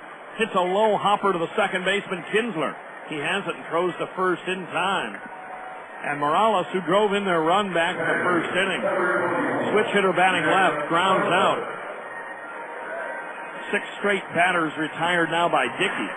7 straight outs, counting a double play, going back to a single and a walk to begin the second inning. And R.A. getting him to chase pitches early. Here's Jeff Mathis. First pitch low and outside, ball 1. Salt Lake trying to Johnny Holstaff it here today with their starter Dustin Mosley going out injured in the second inning. And they've got help going in the bullpen. Dickey's pitch to Mathis, foul back off the catcher's mask and back to the screen. Marcus Gwynn, the former Sacramento River Cat and A's prospect, is loosening up in the bullpen. The 1-1 pitch. Bouncer toward third, hits the bag, bounces into shallow left field for a base hit. So that's 2 big breaks today as Mathis extends his hitting streak to 13 games. He's hit in every game since being sent down from the Angels, where he did not hit a lick. That one was bouncing right toward the bag and then hit the base and popped up in the air. Trickled into the outfield in shallow left. They got a bit of a break on the Kendry Morales 2-out RBI single in the first that was a grounder to short if it didn't take a skipping hop under Arias' glove. So 1 on, 1 out. Here's Mike Elward. Pitch. Fastball high for ball 1. 1 run, 4 hits, and an error for Salt Lake. No runs, 2 hits for the RedHawks. Dickey is ready. The 31-year-old Nashville native delivers. Blown away in the count 2-0.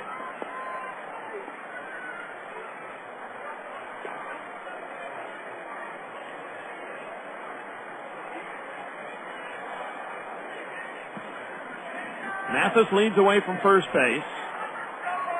And the 2-0, way outside. They count 3 balls, no strikes.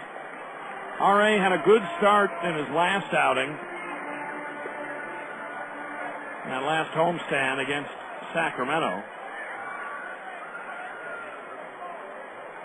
As he followed Reinecker in the second inning, it was, by all technical means, not a start. It was actually a relief appearance, but we're calling it a start. Reinecker was just going to pitch 1 inning as kind of a tune-up.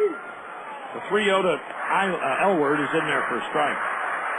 And R.A. followed Reinecker and pitched very well over 6 innings, allowed 5 hits and 1 run.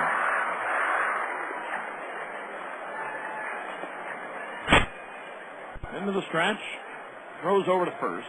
Back standing is Mathis. Dickey began the year with Texas. His knuckleball worked pretty well in the thin air of Surprise, Arizona during the spring. Had a good spring, but had that 6-home run start April 6th against Detroit and got sent down. 3-1 in there for a strike.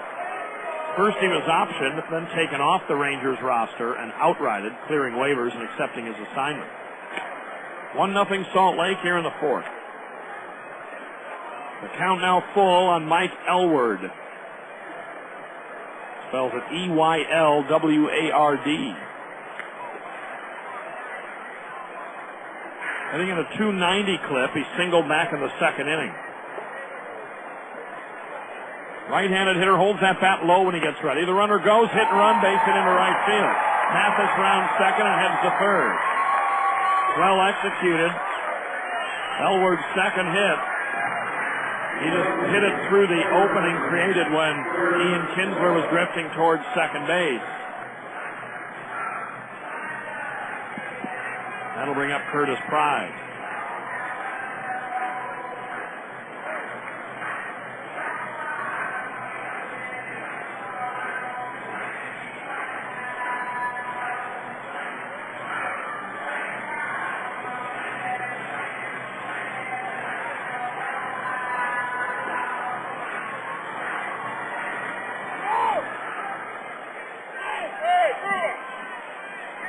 So here's Curtis Pride. They holler for Jace Brewer to go get behind Mike Elward and hold him on at first base. Those may have been the voices you heard. Runners at the corners and 1 out here in the bottom of the 4th. Pride, left-handed hitter, drew a walk in his first at bat. He hits one high in the air to left center field. Not very deep. Guzman on the run, comes in, makes the catch. Tagging at third is Mathis. The throw is terrible, and he scores. Guzman's throw is literally 20, 30 feet up the line. They appeal down there to see if the tagger Mathis left early, and they say no, he didn't. It's a sacrifice fly and a 2-0 Salt Lake lead and RBI. That's the shallowest pop-up you will see probably all year. These guys have seen Guzman 8 games this year, keep in mind. And Guzman had elbow surgery in the offseason, and the scouting reports indicate that his arm was never a huge strength of his. He's a good defensive outfielder and has tremendous speed, but his arm was never a strength, and he uncorked a throw from shallow left center that almost went back to the screen. Here's a first pitch swing by Pavkovich to short, up with it Arias. Throws nicely in time for the 3rd out. That was an excellent play. To the hole at short, unable to plant. Arias just had to unload a long throw, and they got Pavkovich on a first pitch swing. A run on 2 hits, and 1 man left. After 4, it's 2-0 Salt Lake, back after a local break on the RedHawks Radio Network. My heart beats like crazy. My palms sweat. The vibrations become intense. Katie Jensen is under the influence of Tom, her volunteer drum teacher. That sounds great, Katie. Spending 1 afternoon a month with kids like Katie, Tom helps them develop interests that keep them away from drugs. Be a coach, a mentor, a volunteer, because you have something to offer. Log on to helpyourcommunity.org or call 877-KID-313. Brought to you by the Office of National Drug Control Policy and the Ad Council. You are a good parent which means by the time your child is 4, you have attained PhD-level mastery of the fine art of worrying. But there is a way, at least in the car, to put worry on hold. Until your kids are 4'9", use a booster seat. It helps the safety belt fit correctly. It decreases their risk of injury by 59%, and it's easy. So after the toddler seat, boost your kids, and don't let them down. Go to boosterseat.gov to learn more about the importance of boosters. A message from the U.S. Department of Transportation and the Ad Council. As a dad, you'll probably spend years teaching your son how to hit a baseball, how to throw a tight spiral and hit a receiver, how to hit the strike zone. But the question is this: how much time will you spend teaching him what not to hit? Teach your son early and often that all violence against women is wrong. For tips on what to say, visit endabuse.org. Brought to you by the Family Violence Prevention Fund, the Waite Institute for Violence Prevention, the Ad Council, and this station.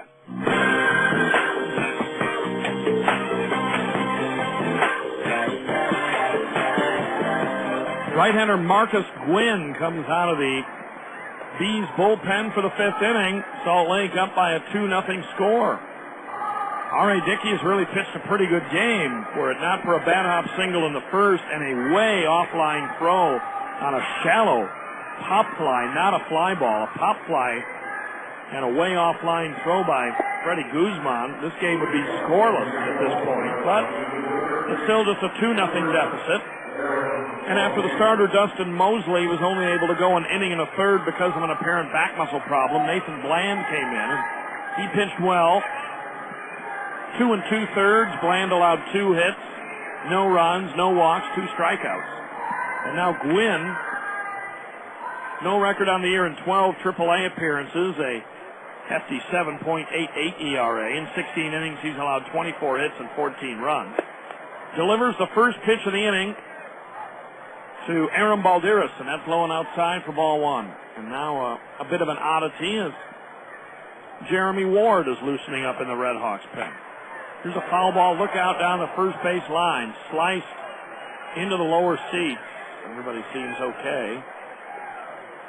Aaron Balderas, with a 1-ball, 1-strike count, was at bat when Adam Heisdu was caught off first base.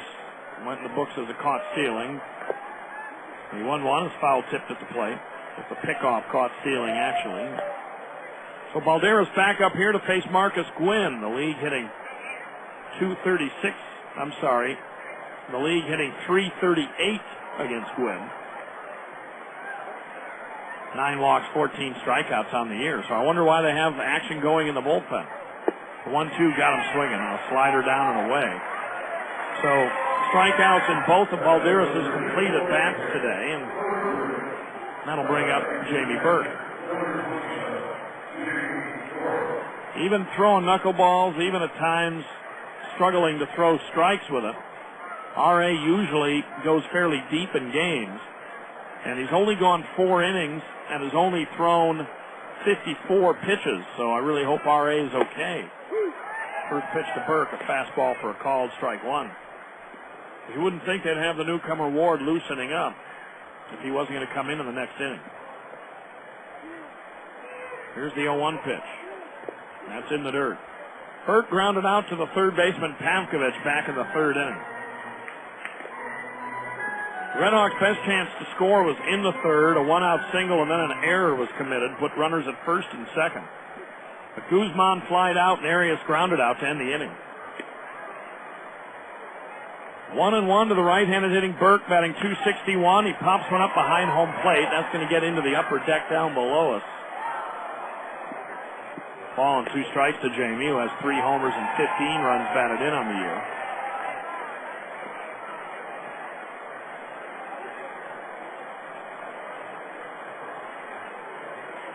Two runs on the next pitch is a swing and a miss for strike 3. The 1-2 pitch got him swinging on a pitch that was away. So Gwynn has come in and fanned 2. That'll bring up Adam Heisdu. 2 runs, 5 hits, and an error for the Bees. No runs, 2 hits for the Redhawks. Eldridge singled off the previous pitcher Bland. Gwynn's last outing came on Monday when a 1/3 of an inning allowed 2 hits and 4 runs. First pitch to Eldridge is low, ball 1. Gwynn did start the year with the Double-A Arkansas Travelers. The 1-0 pitch is chopped up the first base line. Morales has it, takes it to the bag just in time. A feet first sliding Eldridge couldn't quite beat him to the bag. And Gwynn with a 3-up, 3-down inning here in the top of the 5th. 2-0 Salt Lake. We'll be right back. You're listening to RedHawks baseball. It had to be terracotta. I insisted on jet black. York's new Affinity Series air conditioning systems are sleek, quiet, and efficient. Bermuda to match my shutters. And they come in a choice of colors that are as distinctive as you are. That's right. Only the new Affinity air conditioner lets you choose a chassis color to match your home. Because people like color. And from April 15th through June 30th, get up to a $1,500 cashback rebate, special financing, or extended warranties. Also, get your choice of color or college logo panels. So you can choose a chassis color to match your home. Say hello to designer colors like champagne, terracotta, and others. Because people like color. Available only through participating registered York Liberty dealers. Some conditions apply, so call your local York dealer for details. The new beautiful Affinity Series from York. It's time to get comfortable. In Oklahoma City, your York dealer is Graybeck and Hill or Maynard and Sanders. BLT and iced tea. Sonic's got it, others don't.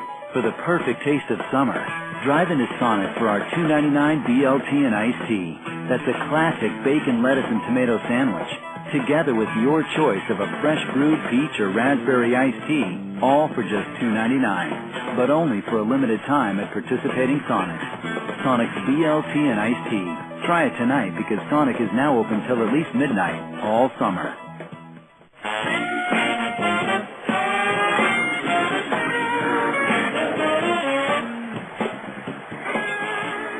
Well, something evidently has happened to R.A. Dickey that was not apparent to us, because he's out after 4 pretty good innings. Dickey allows 5 hits and 2 runs, both earned, with 2 walks and no strikeouts. He threw just 54 pitches, 33 for strikes. That's usually about half a game for R.A., so something's amiss. It was not evident. And right-hander Jeremy Ward, the former Braves prospect, comes in here, making just his 2nd appearance of the year in AAA. His first appearance was on Monday night in the series against Fresno. He came in the 4th inning with the bases loaded, nobody out, allowed a sac fly and a double play, got out of that, went 3 innings, allowed a hit and an unearned run. He has not allowed an earned run all year in 8 innings of work, counting his 5 innings in the Independent Atlantic League with the Atlantic City Surf. So Ward comes in to face the 9-1 and 2 hitters, Smith, Willits, and Kendrick, with the Salt Lake Bees in front 2-0 here in the bottom of the 5th. Ward delivers. There's a line drive base hit to right on the first pitch. Smith collects the 6th Salt Lake hit.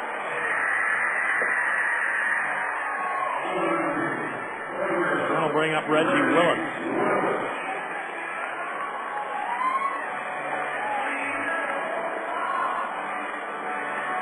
Eldridge in left, Guzman in center, Heinz-Dew in right. Brewer, Kinsler, Arias, and Balderas around the bases, the infield first to third. Burke catching Jeremy Ward. Ward spent a lot of time in the Diamondbacks organization, spent a lot of time in this league with the Tucson Sidewinders in years past. Pitch to Willett. Switch hitter batting left is outside for ball 1. Was with Tucson for a few appearances in 2000. Actually was with them for 1 game in 99, which was his first pro season out of Long Beach State. 2000, 2001, 02, 03, and 04. He spent all or part of the year with the Sidewinders. Had 13 saves for them 1 year. Runner goes. It's a pitch out. There's a swing and a miss, and the throw to second is in time. 2-6. They caught Smith stealing, and Willits, despite the pitch out, swung and missed at him. So they give up a strike. And Jamie Burke, with an excellent throw, guns down Casey Smith. second time this year that Casey Smith has been caught stealing. He was out by a mile. As the RedHawks guessed right on the pitch out, I should say. Here's the 1-1. And he shows bunt, takes one low, and the count goes to 2-1. Willits, the Fort Cobb product who played at OU, was a draft pick by the Angels after his senior year at OU.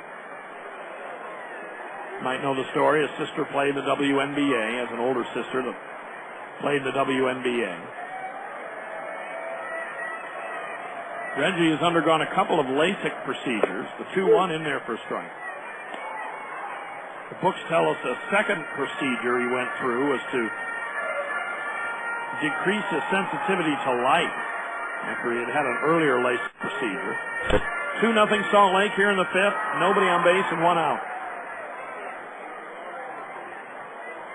2-2 to Willits, batting left. A little ground ball to Kinsler, the second baseman, who has to run up on it, throws to first in time. Willits with excellent speed, a .282 hitter on the year in AAA. He's now 0 for 2 with a walk tonight, and that'll bring up Howie Kendrick. RedHawks baseball brought to you tonight in part by Oklahoma Sports Science and Orthopedics, OSSO. Sponsor of the OSSO Mark Harmon Celebrity Baseball Game, coming up at AT&T Bricktown Ballpark. Early next month, June 3rd, that's a Saturday, 3 o'clock in the afternoon to benefit charity. Pitch to Kendrick. Inside for ball one. Now he doubled to deep right center field against Dickey back in the first inning. Flied out in the third. Right-handed hitter hitting .363. Here's a ground ball. Valderas with it to his left. He throws the first high, not in time.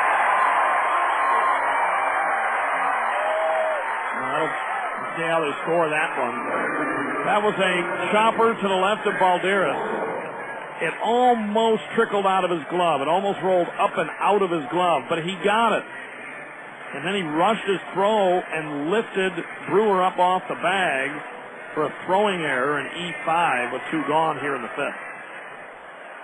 I think that's the right call in defense of Jeremy Ward, the pitcher, because I think a good throw gets Howie Kendrick there.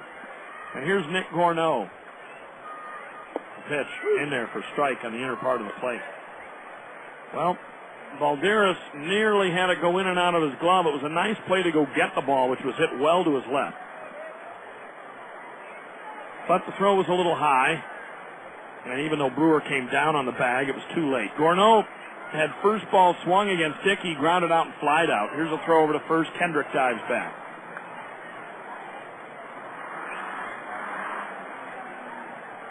2 runs, 6 hits, and an error for the Bees. No runs, 2 hits, and an error for the RedHawks. Time is called here before the no ball, 1 strike pitch can be delivered. Rangers gained a split of their series today with the Yankees beating them 6-2. It was a nice recovery after that devastating loss on Tuesday, followed up with a less devastating but still a loss the next day. Detroit beat Minnesota today 5-3. Kenny Rogers another victory. Bottom of the fifth here in Salt Lake. Gorneau hitting .292, 5 homers, 26 runs driven in. The 0-1 pitch. Fastball in there for a strike. Gorneau thinks it was outside. Really vocally disapproves of the call.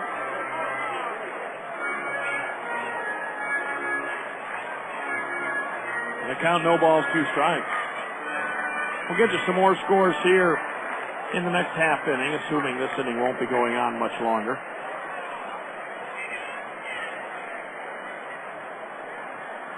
At first is Howie Kendrick. He reached on a 2-out error.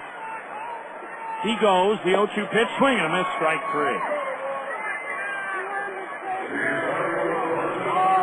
In the inning, no runs on a hit and an error, 1 man left. We played 5. It's 2-0 Salt Lake as you listen to RedHawks baseball. Bud Light presents Real Men of Genius. Real men of genius. Today we salute you, Mr. Ceremonial First Pitch Thrower-Outer. Mr. Ceremonial First Pitch Thrower-Outer. Dressed in slacks, button-down shirt, and ball cap, you take to the mound, announcing to everyone in attendance, I am fully prepared to make a complete fool of myself. You're on TV. Over the backstop, halfway to the plate, into the back of the umpire's head. Who knows where your throw will land? It hit me in the groin. Your fastball was clocked at a breathtaking 8.5 miles an hour. That's almost 10. So crack open an ice-cold Bud Light, oh friar of the fireball. Watching you will always be our favorite pastime. Mr. Ceremonial First Pitch Thrower-Outer. Bud Light Beer, Anheuser-Busch, Houston, Texas. Hi, this is Brad Copeland inviting you to BeaversBendVacations.com, Oklahoma's newest premier 3-bedroom luxury cabin getaway featuring the famous 20-mile view. Located near beautiful Broken Bow Lake in Beavers Bend State Park, enjoy plush leather, surround sound, high-definition TV, and hot tub, plus Oklahoma's most beautiful view. Call 580-306-2265 or visit them online at BeaversBendVacations.com.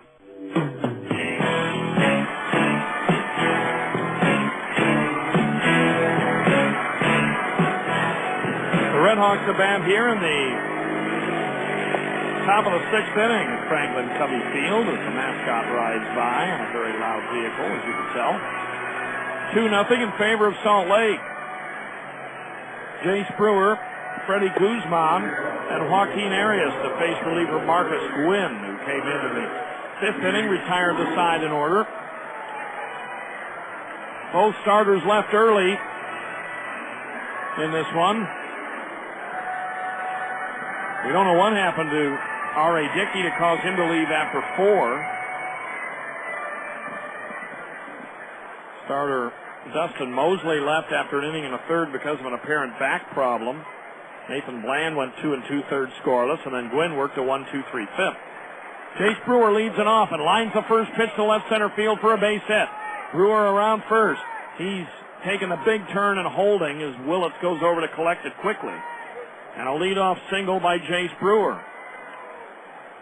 And that will bring up Freddie Guzman.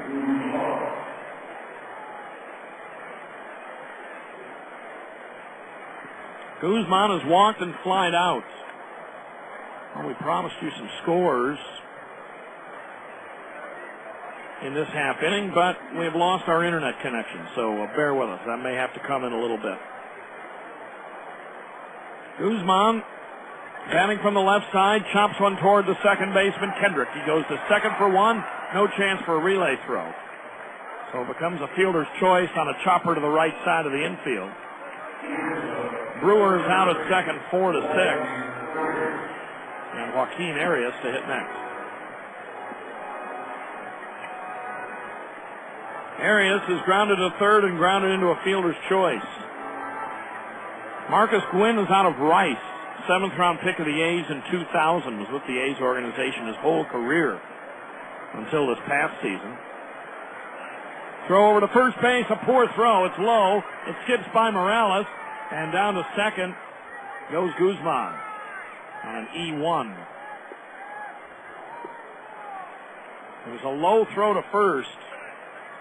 That'll be the second error of the ball game by the Bees. They lead at 2-0.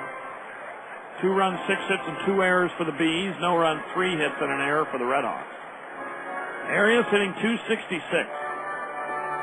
A homer and 12 runs batted in.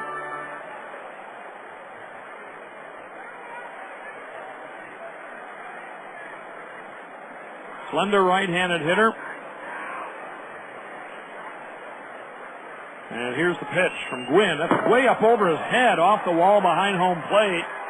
And down to third goes Guzman on a wild pitch. Oh, you talk about a wild pitch.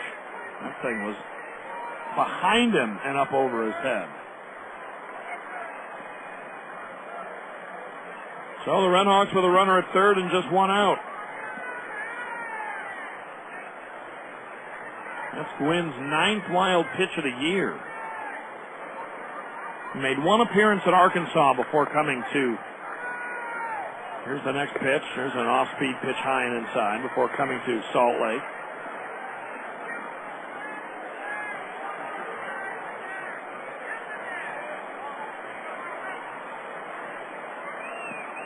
Gwynn is ready, and the 2-0. Low and away, and the count goes to 3 balls, no strikes. So Gwynn has gotten off the track here.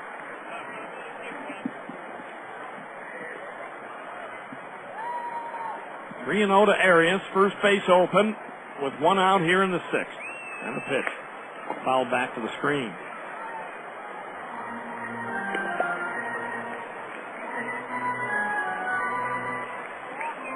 Three balls and 1 strike to count. Last year, Gwynn was 2-2 with Sacramento. 3 saves, a 5.66 ERA. 3-1, a swing and a miss, strike 2. Swung at ball 4.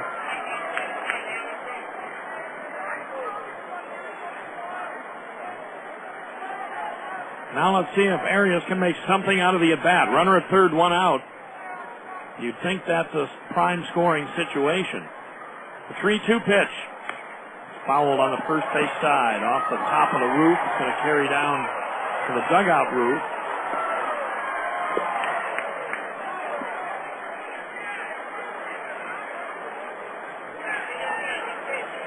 Two nothing Salt Lake here in the 6th. We owe the stations an ID here. We'll do that in just a moment. The 3-2 pitch to Arias. There's a little ground ball back to the mound. It won't move the runner. Now it will. They throw to first. They get Arias. They throw home. Safe. Guzman scores after a comebacker to the mound. Arias out 1-3 at first, but as soon as they threw to first, Guzman took off and scores. And it's a 2-1 Salt Lake lead. Well, that's got to play you see every day. But with Guzman's speed, he can do that. And here's Ian Kinsler. And the RedHawks down just a run now. Gwynn is ready and delivers. In there for a called strike 1. So Arias just, after getting ahead 3 balls and no strikes, was able to just stay alive. Oh, we still owe that station the ID. Here's the 0-1 pitch. That's low. Let's pause 10 seconds for station identification as you listen to the RedHawks.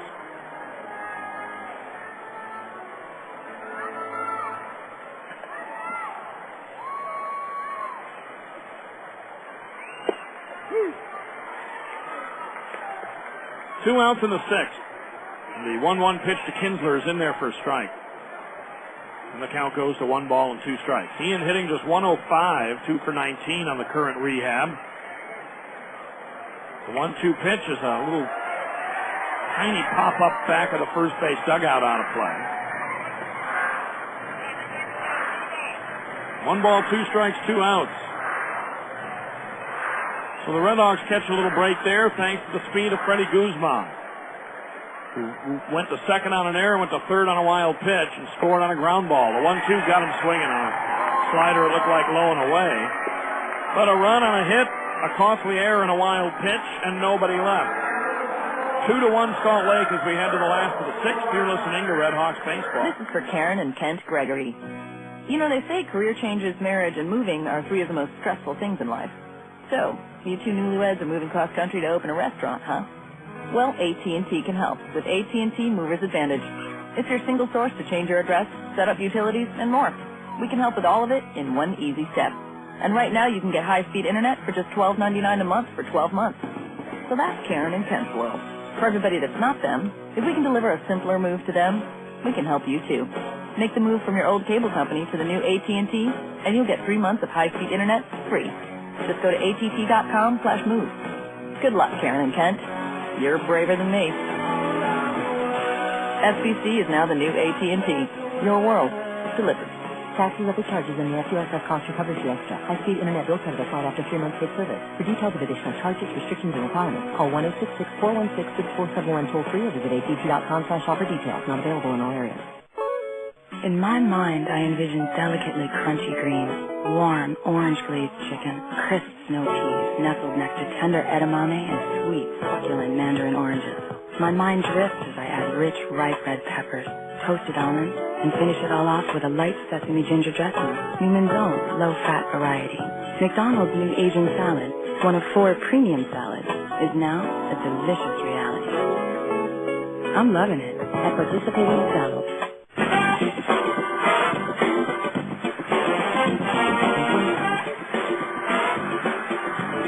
We go to the bottom of the 6th. It's now a 2-1 Salt Lake lead. It's Kendry Morales to lead it off here, then Jeff Mathis and Mike Elward against Jeremy Ward.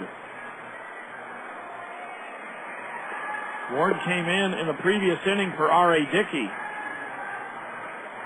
who was listed for reasons we are not aware. We said earlier we don't know why R.A. would have come out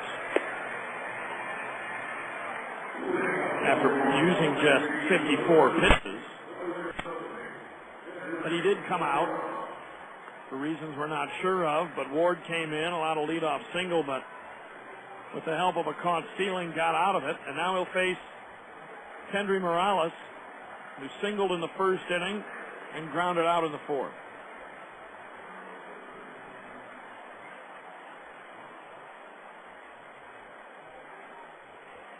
Live at Franklin Covey Field in Salt Lake. The RedHawks resting Jason Botts one more game. Botts may be able to play tomorrow. He's at least not too far away from returning with a hamstring problem. First pitch to Morales is high for ball 1. In what has been a bullpen night for Salt Lake with the early injury to their starter Mosley, they now have a new right-hander up in the bullpen, and that is Greg Jones. The 1-0 pitch to Morales is a fierce swing and miss. And they count 1 ball and 1 strike. 2 runs, 6 hits, and 2 errors for the Bees. 1 run, 3 hits, and an error for the RedHawks.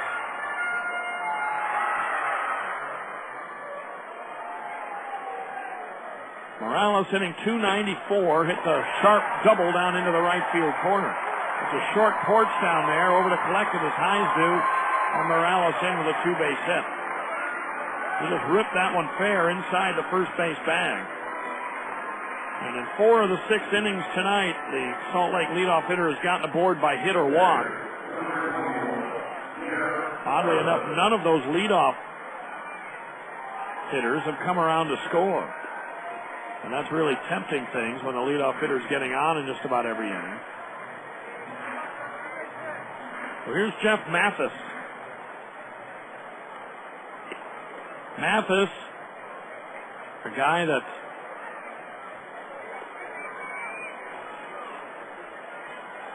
was a very hot catching first pitch way inside. He shows Butt. The pitch ate him up. He jumped out of the way of it for ball 1. Now that's one of their top, has been one of their top catching prospects over the years. Last year, hit .276 for Salt Lake and got his first big league call-up. His right-hander Jose Diaz gets up in the RedHawk bullpen. Runner at second, nobody out. The 1-0 is ripped by Mathis to center field. Guzman on a dead run going back. Can't get it. It's off the wall. Around third comes Morales. He's going to score on a 2-base hit by Mathis. It's a 3-1 Salt Lake lead. Mathis' 6th RBI. Well, his base hit in the 4th was a little lucky. It hit the third base bag. Nothing lucky about that one. Back-to-back hard doubles off Jeremy Ward. And we'll bring up Mike Elward.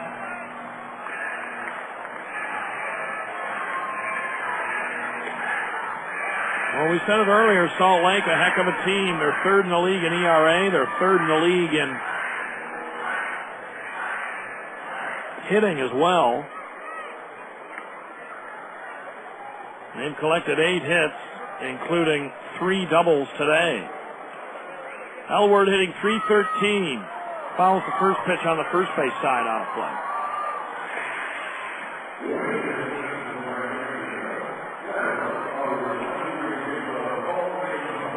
Elward has singled twice in the game, both times off the starter, Dickey.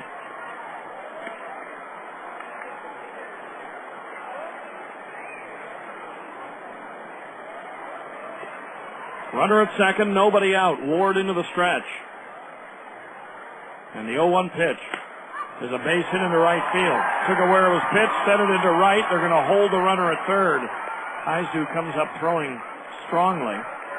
Mathis gets held at third. First and third, nobody out. That run that scored on those consecutive doubles, the first allowed by Jeremy Ward this year. After 9 scoreless innings between the independent Atlantic City Surf and the RedHawks.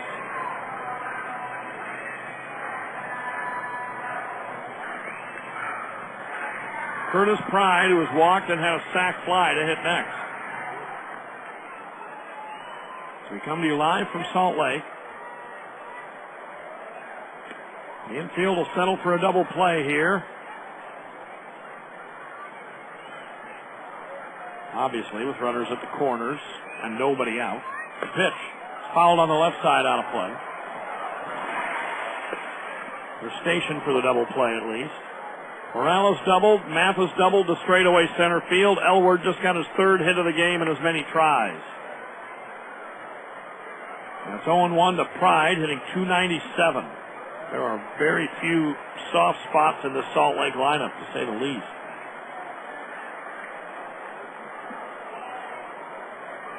Ward into the stretch, and the 0-1 pitch. It's a breaking ball low and inside to count 1 ball and 1 strike.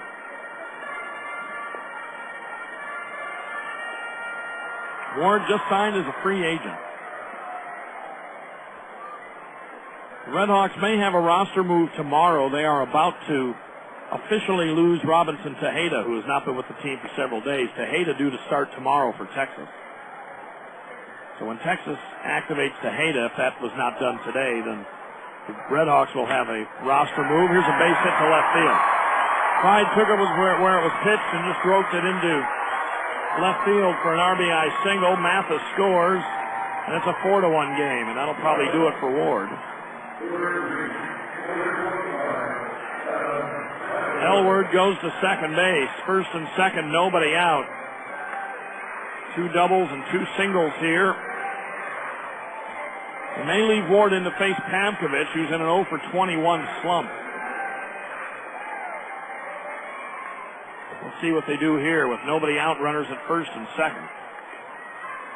Pavkovich, first ball swinging, grounded into a double play in the second, grounded out in the fourth. Here's the pitch. He's trying to bunt, and he foul tips the first one. Throw to second base, and they got him. They throw through to second base, and they get Mike Elward. 2-6. The catcher, Burke, picks him off after the failed bunt attempt, and there's 1 out. That's the 3rd out achieved on the bases today, if you want to use the word achieved in that manner, for the Bees, who had a runner picked off by R.A. Dickey in the first. They had a runner caught stealing in the 5th. And here they have Elward picked off by the catcher after a failed bunt. The 0-1 is inside. They count 1 ball and 1 strike. So 1 out in the inning and a runner at first, and a 4-1 Salt Lake lead for Curtis Pride, who just drove in that 4th run. That was his 11th RBI of the year.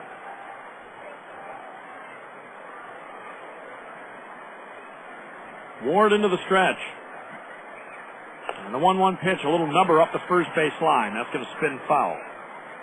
And they count 1 ball and 2 strikes. Well, we'll see if the RedHawks can get some hits in the next inning against reliever Greg Jones, who appears to be destined to come in next inning. The Redhawks being out hit 10-3 at this stage. And if they can somehow extricate themselves from this inning, they're still in it. Down by just a 4-1 count. Ward peers in for the sign. Here's the 1-2 to Pavkovich, hitting at a 203 clip. Fastball high, and the count 2 balls and 2 strikes. Brian Harper, the new manager, waving some signs in the third base coaching box. Jim Eppard, their hitting coach, coaches over at first. And if they can get Pavkovich to hit it on the ground like he did the first two at bats, they've got a chance to get a double play and get out of the inning. Throw over to first base. Pride is back.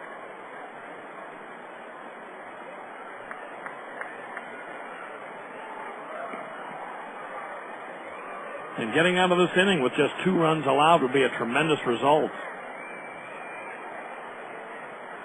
2-2, 1 out. Here's the pitch to Pavkovich, the right-handed hitter. Pride goes. There's a pop-up. Deep short. Back into shallow left goes Arias. Coming in as Eldridge. He comes way in and makes the catch. He calls off the shortstop Arias and makes the grab. 2 down. And that'll bring up Casey Smith. Well, give Ward a lot of credit. He's battled through this thing. This inning was not very pleasant to begin. He's going to get the rest of the night off, though, it looks like, as the interim skipper, Mike Brumley, coming out. And Jose Diaz is coming in. So let's take a quick break here. Bottom of the 6th. 4-1 Salt Lake. We'll take a network timeout and come right back. You're listening to RedHawks baseball. It had to be terracotta. I insisted on jet black. York's new Affinity Series air conditioning systems are sleek, quiet, and efficient. Bermuda to match my shutters. And they come in a choice of colors that are as distinctive as you are. That's right. Only the new Affinity air conditioner lets you choose a chassis color to match your home. Because people like color. And from April 15th through June 30th, get up to a $1,500 cashback rebate, special financing, or extended warranties. Also, get your choice of color or college logo panels. So you can choose a chassis color to match your home. Say hello to designer colors like champagne, terracotta, and others. Because people like color. Available only through participating registered York Liberty dealers. Some conditions apply, so call your local York dealer for details. The new beautiful Affinity Series from York. It's time to get comfortable. In Oklahoma City, your York dealer is Draybeck and Hill or Maynard and Sanders. Not even the luckiest guy in the world will go through life without the delivery guy forgetting his Coke. But we can't blame them. Their title is pizza delivery guy or Chinese food delivery guy, not Coca-Cola delivery guy. You'd be way more shocked if they remembered the Coke and forgot the fried rice. So give the guy a break. He's worked 4 pro football seasons, 3 NCAA March Madness tournaments, seen the rise of NASCAR and the blizzard of 2002. We should be offering him the Coke.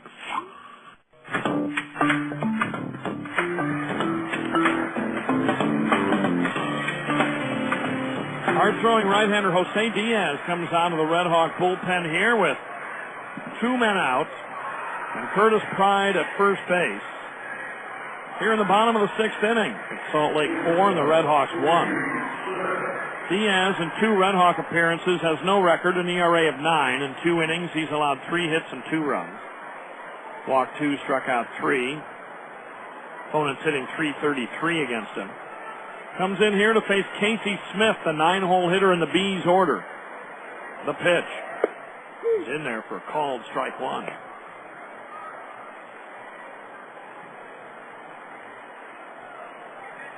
The last outing for Jose Diaz, who was just promoted from Double-A, came on Monday against Fresno. He went an inning, allowed a hit. The next pitch, a good slider away, a check swing, and the count no balls and 2 strikes. Allowed a hit of no earned runs, a walk, and a strikeout in his last outing.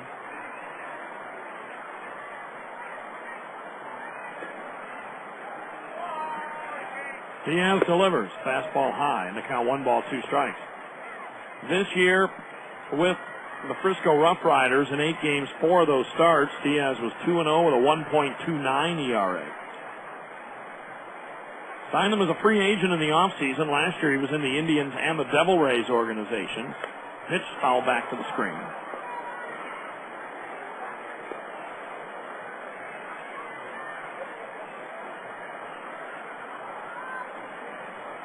The Red Hawks and the Bees do battle for the first time this year. Multiple pitcher affair. This is the 3rd pitcher in the game for the Red Hawks. Diaz is ready. Smith hitting 280. The 1-2 pitch fouled over the screen on a play. Popped up against Dickey in the second inning. He singled and then was caught stealing against Ward in the fifth.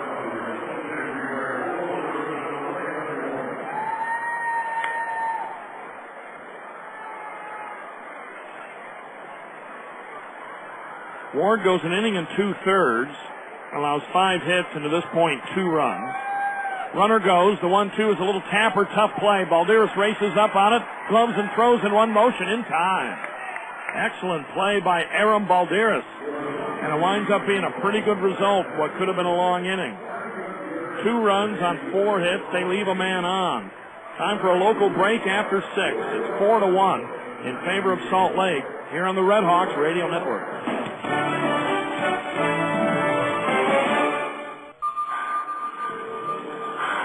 When I do it, I feel the blood rushing through me. My muscles tighten, and I keep going back for more. Carmen Castillo is under the influence of Dana, her volunteer trainer.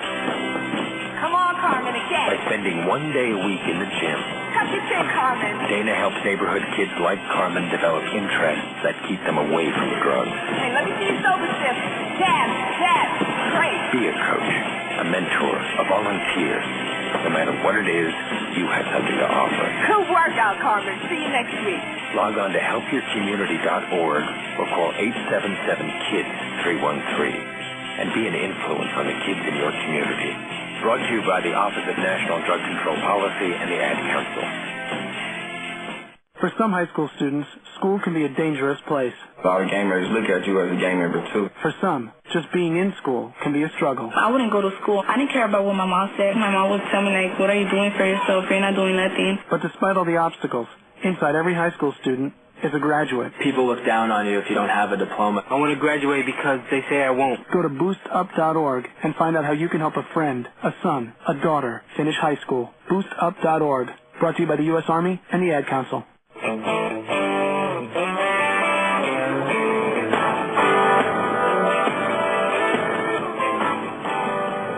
On we go to the 7th inning. Right-hander Greg Jones comes out of the Bees bullpen here in a 4-1 Salt Lake lead. He'll face Lance Nix, Adam Heisdu, and Aram Balderas.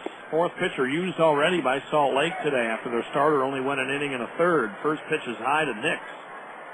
Lance is grounded out and flied out after a 10-game hitting streak or 9-game hitting streak and a big hot spell. His average has dipped to 263. The 1-0 pitch is in there for a strike, and the count 1 ball and 1 strike. Here's the next one. Jones working quickly. A swing and a miss. And the count 1 ball and 2 strikes. 4 runs, 10 hits, 2 errors for Salt Lake. 1 run on 3 hits, 1 error for the RedHawks.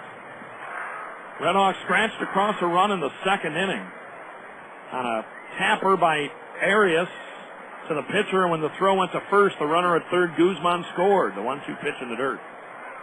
And the count 2 balls and 2 strikes. Arias did get credit for an RBI on that play. Nix with a count of 2 balls and 2 strikes.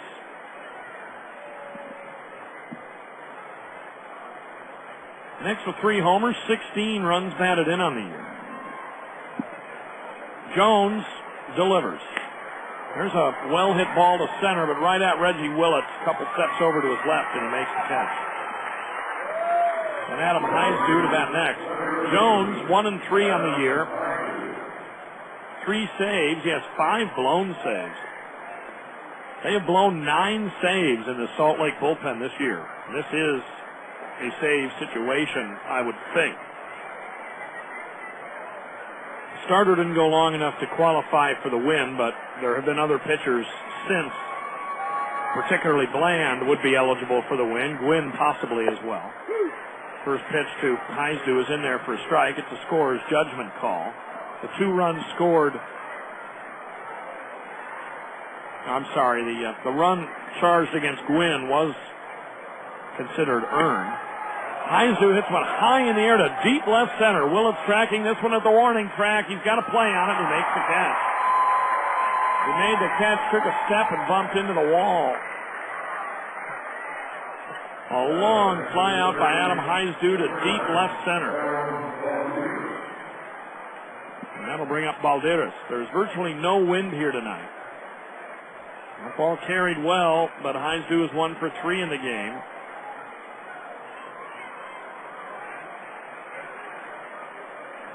Here's the pitch to Balderas. Fastball high for ball 1. Jones's last outing came on Saturday at Iowa. Won an inning, allowed a hit and no runs. Here's a ground ball toward short. Diving, stopped by Smith. Gets to his feet, throws to first in time. Balderas robbed of a base hit on the second nice play by Casey Smith at short this evening. Jones works a 3 up, 3 down, 7. 4-1 Salt Lake at stretch time here at Franklin Covey. We'll be back after this. You're listening to RedHawks Baseball. It had to be terracotta. I insisted on jet black. York's new Affinity Series air conditioning systems are sleek, quiet, and efficient. Bermuda to match my shutters. And they come in a choice of colors that are as distinctive as you are. That's right, only the new Affinity air conditioner lets you choose a chassis color to match your home. Because people like color. And from April 15th through June 30th, get up to a $1,500 cashback rebate, special financing, or extended warranties. Also, get your choice of color or college logo panels. So you can choose a chassis color to match your home. Say hello to designer colors like champagne, terracotta, and others. Because people like color. Available only through participating registered York Liberty dealers.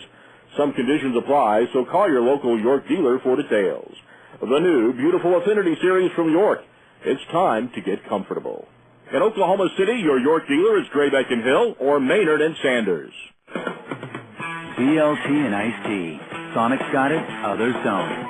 For the perfect taste of summer, drive into Sonic for our $2.99 BLT and iced tea. That's a classic bacon, lettuce, and tomato sandwich, together with your choice of a fresh brewed peach or raspberry iced tea, all for just $2.99, but only for a limited time at participating Sonics. Sonic's BLT and iced tea. Try it tonight because Sonic is now open till at least midnight all summer.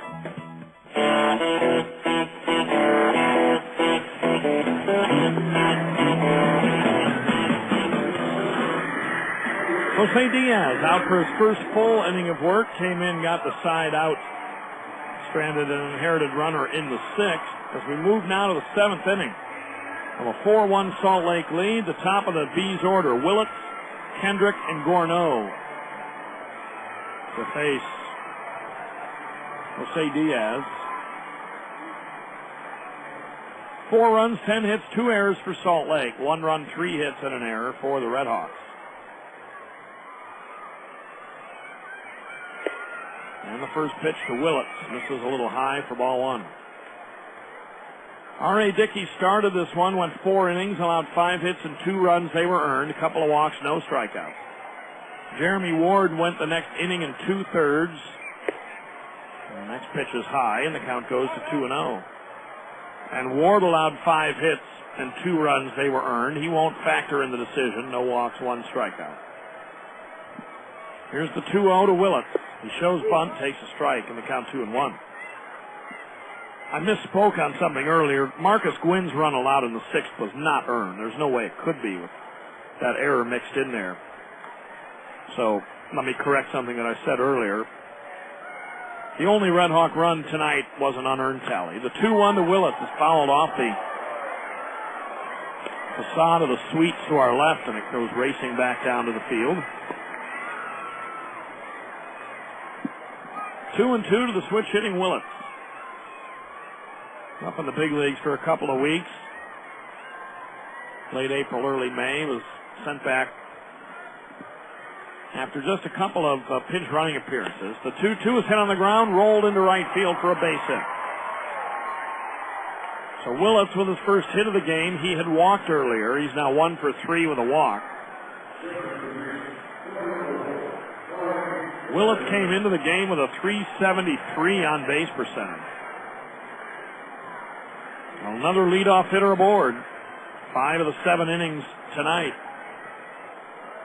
And here's Howie Kendrick, who doubled in the first, flied out in the third, reached on an error in the fifth. Ryan Buckvich is up in the RedHawk bullpen. First pitch in there for a strike.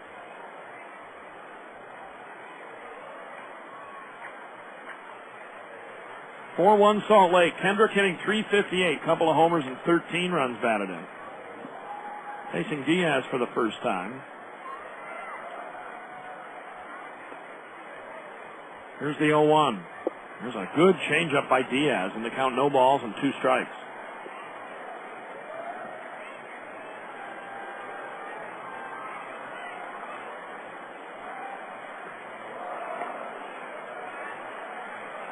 Kendrick, one of a number of Bs that has gone up to the big leagues this year, and in his case, he came back. The 0-2 pitch. Swing and a foul tip. It hit him in the batter's box. And they count 0-2. He's only played in a little less than half the Salt Lake games. This is just his 19th game played. Mathis was up for a while and was sent back. Kendrick has gone up and come down. Eric Ibar, their fine young shortstop prospect, was here and then went up. Ibar was hitting .292 here. He just went up recently. Runner goes. The 0-2 swung on and foul tip. And Willits will come back. Kendrick hit .115 this year in 10 games as a second baseman for the Angels. Had 3 hits and 26 at bats in his big league debut. 4-1 Salt Lake here in the 7th. Willits on the year has stolen 10 bases. He's been caught 5 times. He's leading away from first here. The 0-2 pitch. Low and away. It rolled away from Burke, but not too far. They want to do an appeal. And they do appeal, and the first base umpire says no swing. Tomorrow, 7:15 the air time in the Central Time Zone. Once again here on Flagship 1340 in the RedHawks radio network. 7:30 the first pitch. We'll be over on KTOK and the network on Saturday. There's some other programming on 1340, the evening NASCAR race. Throw over to first, and Willits is back. So a bullpen night for both teams. And hopefully for tomorrow we will have it as to what happened to R.A. Dickey. We hope nothing's wrong with R.A. But KEBC in the network tomorrow, and then AM 1000 on Saturday for the broadcast, also at 7:30 Central. 1-2 pitch up over his head. Kendrick has to duck out of the way of that one, and it's 2-2.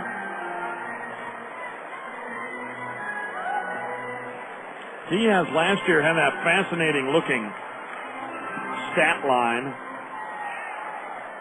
when he was acquired by the Indians from Tampa Bay on a waiver claim and sent to Double-A. Willits goes. The 2-2 is fouled up the third baseline. And he just outclassed people in the Double-A Eastern League. He went 15 2/3 innings for Akron without allowing a run on just 5 hits. Went to Triple-A Buffalo and went 1-2 with a 3.89. We're coming to you live from Salt Lake. The Bees 23-15. The RedHawks 15-24. First game of a 12-game trip. And Salt Lake leads 4-1. Diaz throws over to first, and Willits back standing. Kendrick last year hit .384 at Rancho Cucamonga. The 2-2 pitch lifted in the air to center. Fairly deep but playable. Guzman goes back, makes the catch in right center. Willits will retreat to first base. Then Kendrick hit .342 with the jump, his first jump to Double-A. Here's their 3-hole hitter, Nick Gorno. RedHawks being out hit here 11-3. In case you were wondering, RedHawks' lowest hit output in a game this year is 3, May 3rd at Round Rock, and May 15th, that was just Monday night, against the Fresno Grizzlies. Naturally, both of those were losses. It's hard to win with 3 hits, although the RedHawks did win with 5 hits the other day. Runner goes, pitch to Gorno inside. Burke's throw is a little late. Willits got a great jump. and he steals his 11th base. It's also ball 1 to Gourneau, who's 0 for 3 in the game.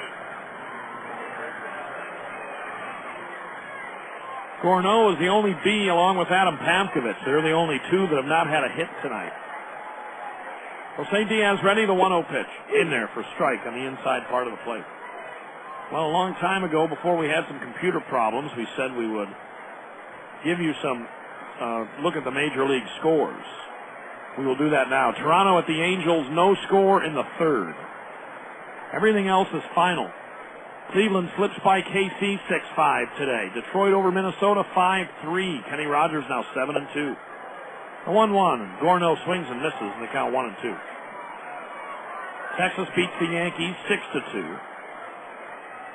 Oakland over Seattle 6-3. And Tampa Bay beats the White Sox 5-4. Washington beat the Cubs 5-3. St. Louis over the Mets 6-3. Atlanta 9, Florida 1. The 1-2 to Gourneau. Swing and a miss, strike 3. Not real familiar yet with Diaz's repertoire. I'm not sure what that pitch was. If it was a hard slider away, or quite what it was, but it tailed away and Gourneau didn't catch up to it. 2 outs, Willis at second, and here's Kendry Morales in a 4-1 Salt Lake lead. Cincinnati was down 6-0 in the first, wound up coming back to beat the Pirates 9-8. Brewers beat Philadelphia by a 5-4 final. Morales, the switch hitter, will bat left here. And the first pitch in the dirt. Nice stop by Jamie Burke to keep Willits at second base. Morales is 2 for 3. He singled in a run in the first, grounded out in the fourth, doubled in the sixth when Jeremy Ward allowed the first 4 hitters to reach. Round Rock plastering Tucson tonight 8-1. Tacoma over Nashville 2-0 in the 8th. That Round Rock game also in the 8th. The 1-0 in there for a called strike 1. Portland leading at Memphis 5-3 in the 8th. Albuquerque 3, Las Vegas 3 in the 5th. Colorado Springs ahead of New Orleans 6-3 in the Springs in the 6th inning. Iowa 1-0 lead at Fresno in the 2nd. Omaha and Sacramento scoreless in the 2nd. The 1-1 pitch is outside, and they count 2-1 to Kendry Morales.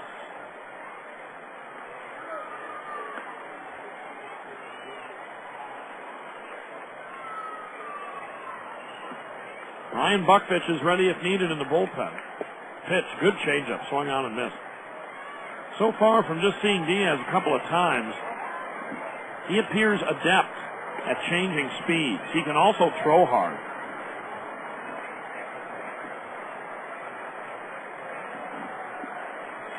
Two and two, 2 outs. Willits at second base. The pitch. Foul ball back to the wall behind home plate. Let's check Kendry's splits this year. Lefty-righty, that is. As a left-handed hitter, Morales this year hitting .287. As a right-handed hitter, he's hitting .300, so not much to choose from there.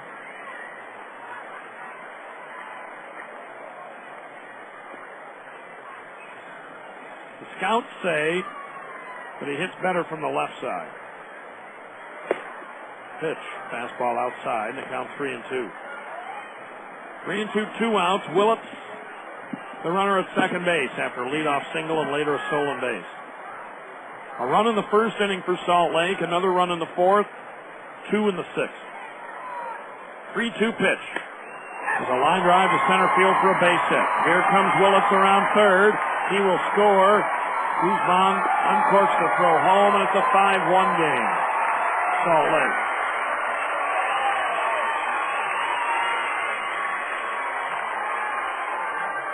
Guzman unable to close the door on this inning. RBI 25 for Morales, who has a 3-hit game going. Not hard to see why these guys have won 23 games this year and are 6 outs away from number 24 with a 4-run lead.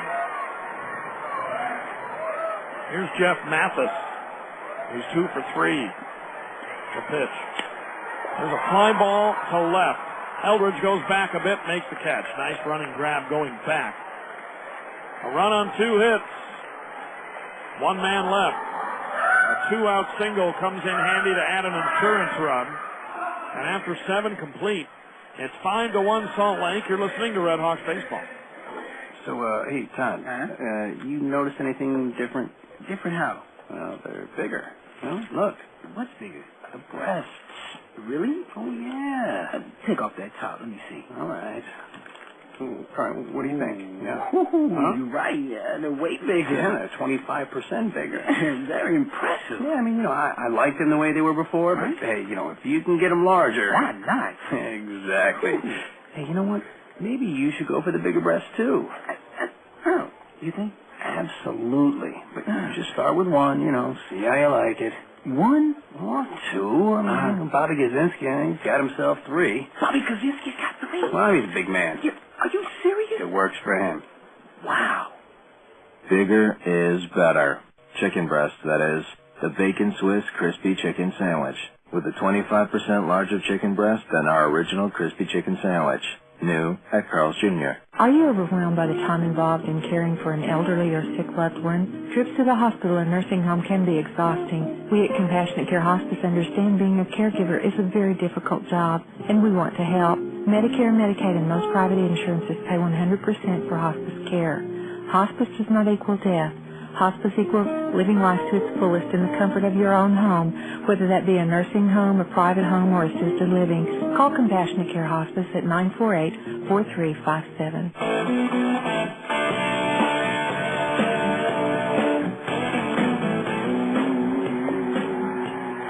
To the 8th inning we go. The RedHawks trailing this one by a score of 5-1, being out-hit by a wide 12-3 margin. Greg Jones, who had the 1-2-3 7th inning to come back for the 8th. Jamie Burke leads it off. And Rashad Eldridge and Jace Brewer.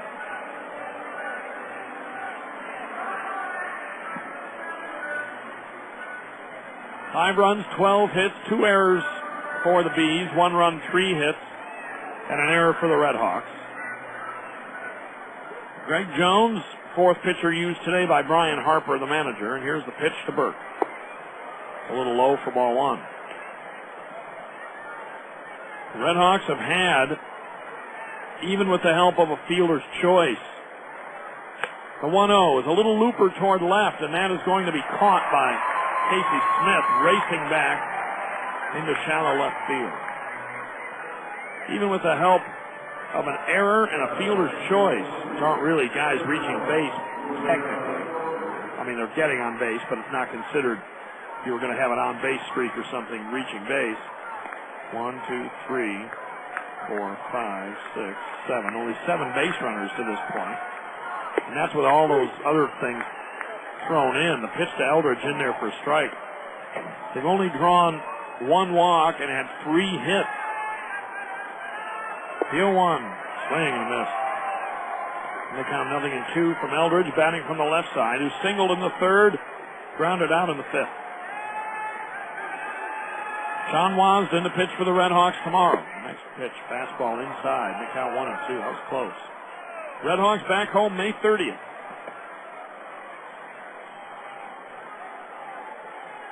Big 12 tournament coming up at the Brick, starting on the 24th. The 1-2 pitch in the dirt. Call the Oklahoma City All Sports Association if you'd like ticket information on that. Or you can call the RedHawks and they can give you the number. Ryan Buckfitch loosening in the RedHawk pen. Here's the 2-2 upcoming from Jones.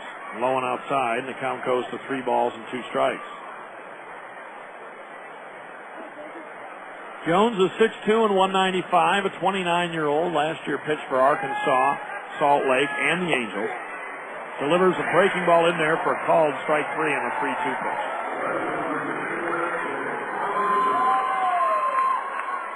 Two up, 2 down, 5 straight retired by Jones. And here's Jace Brewer.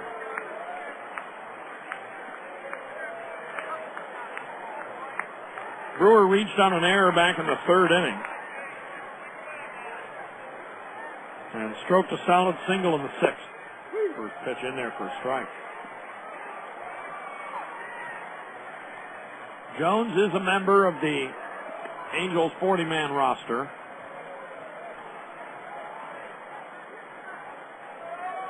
The 0-1 pitch in there for a strike on the outside corner. And the count 0-2. Last year with the Angels in 6 games, no record, a 6.75 ERA. Brewer hits one high in the air to right, can of corn to Nick Gorno, and he makes the catch. And Jones, coming back from shoulder surgery, has been impressive here tonight. He actually came back from shoulder surgery. He was limited last year, not so much this year. 3 up and 3 down go the RedHawks in the 8th. 5-1 Salt Lake. You're listening to RedHawks baseball. It had to be terracotta. I insisted on jet black. York's new Affinity Series air conditioning systems are sleek, quiet, and efficient. Bermuda to match my shutters. And they come in a choice of colors that are as distinctive as you are. That's right, only the new Affinity air conditioner lets you choose a chassis color to match your home. Because people like color. And from April 15th through June 30th, get up to a $1,500 cashback rebate, special financing, or extended warranties. Also, get your choice of color or college logo panels. So you can choose a chassis color to match your home. Say hello to designer colors like champagne, terracotta, and others. Because people like color. Available only through participating registered York Liberty dealers. Some conditions apply, so call your local York dealer for details. The new beautiful Affinity Series from York. It's time to get comfortable. In Oklahoma City, your York dealer is Draybeck and Hill or Maynard and Sanders. Hey, you behind the wheel of that big rig, and you riot cop, and even you over there slapping on another coat of paint. Listen up, because I've got something to soothe your dry throat. Something boldly citrus that will knock your sluggishness right out of the park. Are you ready? Because here it is. Vault. V-A-U-L-T, Vault. It drinks like a soda so you can slam it down, and it kicks like an energy drink so you can kick it, move it, throw it, get it done. Introducing Vault. Drinks like a soda, kicks like an energy drink. Get to it!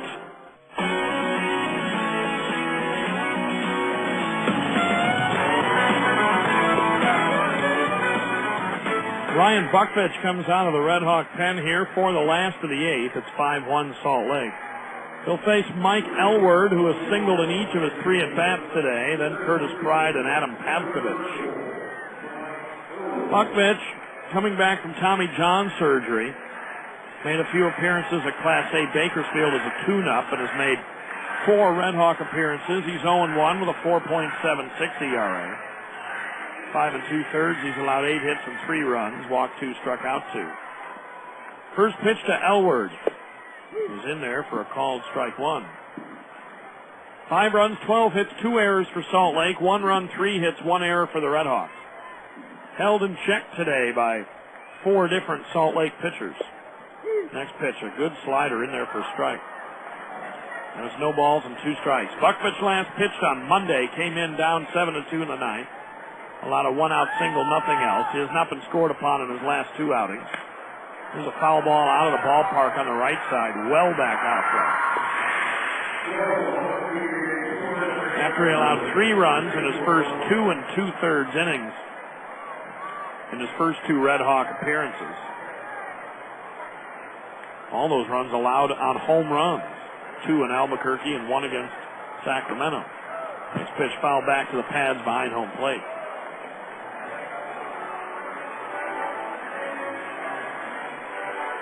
Well, just the opener of this 12-game trip.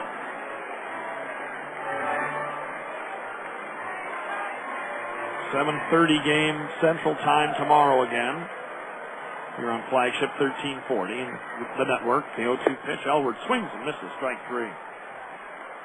From the hard-throwing product of Ole Miss, Ryan Buckfitch. 1 up and 1 down, and here's Curtis Pride, who was walked, had a sac fly, and singled. So nothing but productive at bats for Curtis tonight. RedHawks baseball brought to you in part by MidFirst Bank. Be sure to bring your MidFirst Bank checkbooks, check cards, or signs to the brick in the next homestand starting on the 30th. You can win $100. Here's the pitch to Pride in the dirt, ball 1. Listen for the MidFirst Bank Show Me the Money and hold up anything with MidFirst on it. You could win $100 in cash. MidFirst Bank, more than you'd expect from a bank. Pride hitting .307. A homer and 11 runs batted in. The 1-0. Fastball for a strike, and they count 1 ball and 1 strike. We mentioned earlier how Pride began his career back in 1986. Pride really probably one of the last players remaining in the minor leagues, at least, born in the 60s. 1-1 pitch foul to the screen. 37 years old, born December 17th of 68.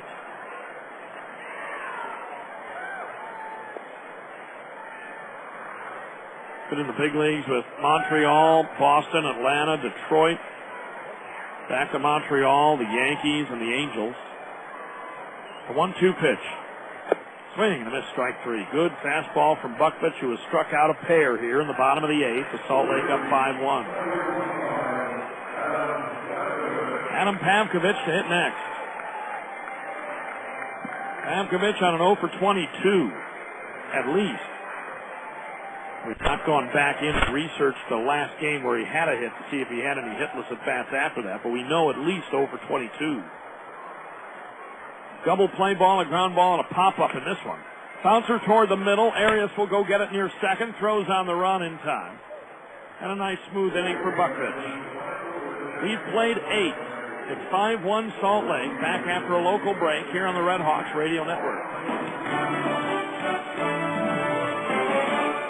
Outlet covers, toilet locks, cabinet locks, child-proof lids, the doorknob guards so they can't open certain doors, oven locks, safety gates, the soft rubber thingies on every sharp corner, crib monitors, bed rails, knee pads, elbow pads, helmets, shin guards, spoons that turn colors if the food is too hot, training wheels, insect repellent, SPF 40 at the minimum, leashes for when you walk in the mall, antibacterial, hand wash, hypoallergenic pillows, life vests, those arm floaties for the pool, anything and everything out there that will help keep our kids even a little safer, we get.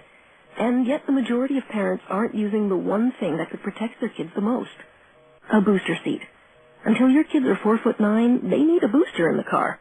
It helps the seatbelt fit correctly, it greatly decreases their chance of injury, and it's one safety device that could make the biggest difference. After the toddler seat, boost your kids and don't let them down. Go to boosterseat.gov to learn more about the importance of boosters. A message from the U.S. Department of Transportation and the Ad Council. For the class of 06, school can be a dangerous place. A lot of game members look at you as a game member, too. So the bell ring, I get ready to go out, and I see him right behind me selling drugs, gangbanging, killing people for no reason. But despite all the obstacles, the class of 06 wants to graduate. I want to graduate from my mom. She watched the distance yell at me, you got to graduate, you got to get out of high school so you can get your diploma. Introducing Class of 06, 10 films by 10 students trying to graduate. Online at boostup.org. Brought to you by the U.S. Army and the Ad Council. To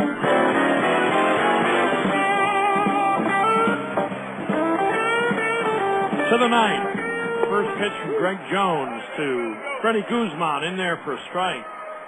5-1 Salt Lake. They're out hitting the RedHawks 12-3 here in the series opener. Guzman 0 for 2 with a walk. The pitch. A little roller foul up the third base line. Freddie scored the only RedHawk run. He was at third with 1 out when Arias topped one to first.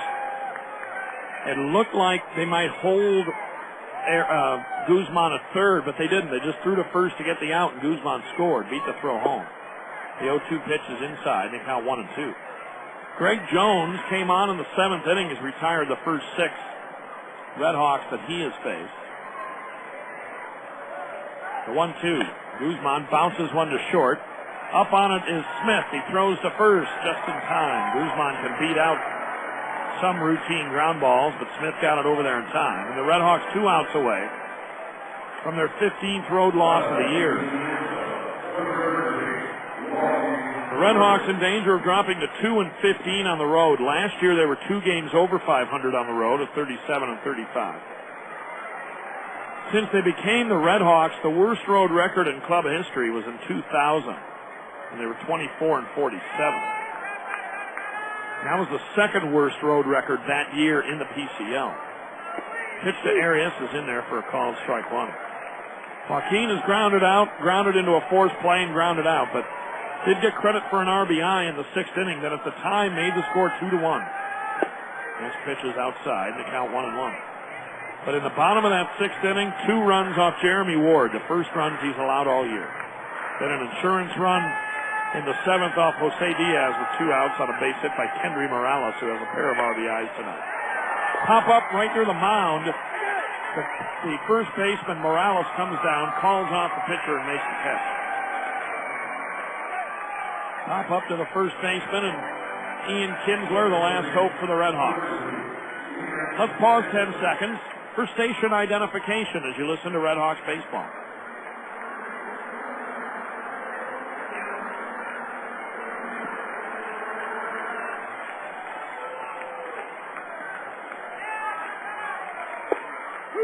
First pitch to Kinsler, in there for a strike.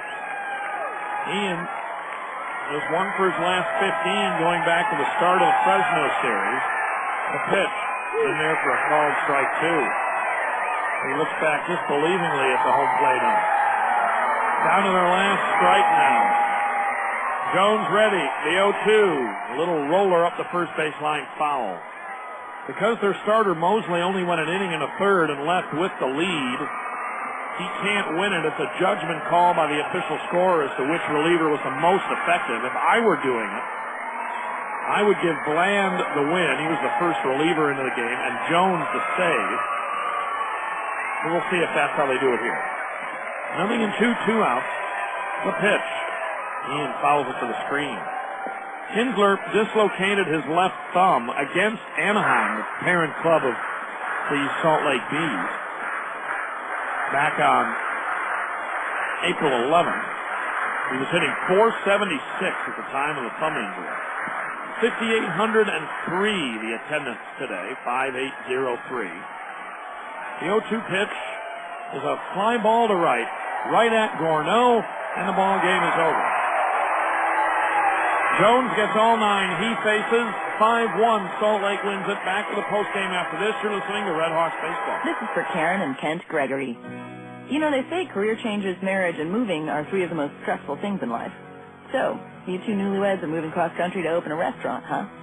Well, AT&T can help with AT&T Movers Advantage. It's your single source to change your address, set up utilities, and more. We can help with all of it in one easy step. And right now you can get high-speed internet for just $12.99 a month for 12 months. So that's Karen and Kent's world. For everybody that's not them, if we can deliver a simpler move to them, we can help you too. Make the move from your old cable company to the new AT&T, and you'll get 3 months of high-speed internet free. Just go to att.com/move. Good luck, Karen and Kent. You're braver than me. SBC is now the new AT&T. Your world delivered. Taxes, other charges, and the FUSF cost recovery fee extra. High-speed internet bill credit applied after 3 months paid service. For details of additional charges, restrictions, and requirements, call 1-866-416-6471 toll-free or visit att.com/offer details. Not available in all areas. It had to be terracotta. I insisted on jet black. York's new Affinity Series air conditioning systems are sleek, quiet, and efficient. Bermuda to match my shutters. And they come in a choice of colors that are as distinctive as you are. That's right, only the new Affinity air conditioner lets you choose a chassis color to match your home, because people like color. And from April 15th through June 30th, get up to a $1,500 cashback rebate, special financing, or extended warranties. Also, get your choice of color or college logo panels, so you can choose a chassis color to match your home. Say hello to designer colors like champagne, terracotta, and others, because people like color. Available only through participating registered York Liberty dealers. Some conditions apply, so call your local York dealer for details. The new beautiful Affinity Series from York. It's time to get comfortable. In Oklahoma City, your York dealer is Graybeck and Hill or Maynard and Sanders. RedHawks baseball continues with the postgame show on the RedHawks radio network. Stand by for a recap, highlights, and scores from around the PCL and Major Leagues. Once again, here's the voice of the RedHawks, Jim Byers. Thank you, Dave Lanning. The final totals today here in Game 40 of the RedHawks season and the opener of this 12-game road trip. Salt Lake wins at 5-1 for the Bees. 5 runs on 12 hits, 2 errors, and 6 men left. For Oklahoma, 1 run on a season low equaling 3 hits, 1 error, and just 2 men left.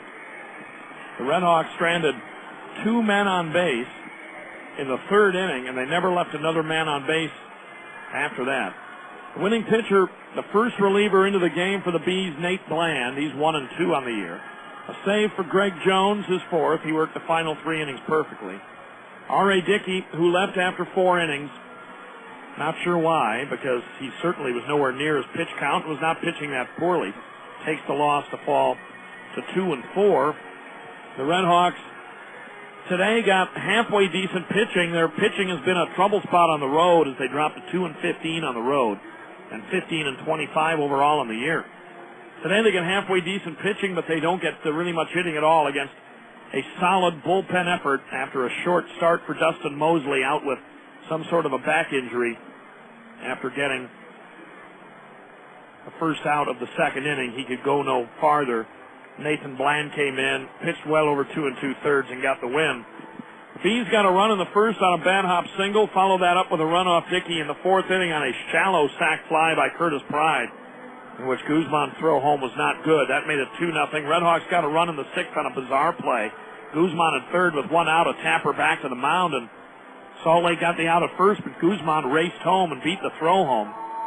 The 2 in the 6th off reliever Jeremy Ward and 1 more in the 7th did it. 2 hours, 23 minutes to play the series opener in front of 5,803. Tomorrow, right-hander John Wasden to go for the RedHawks against left-hander Joe Saunders.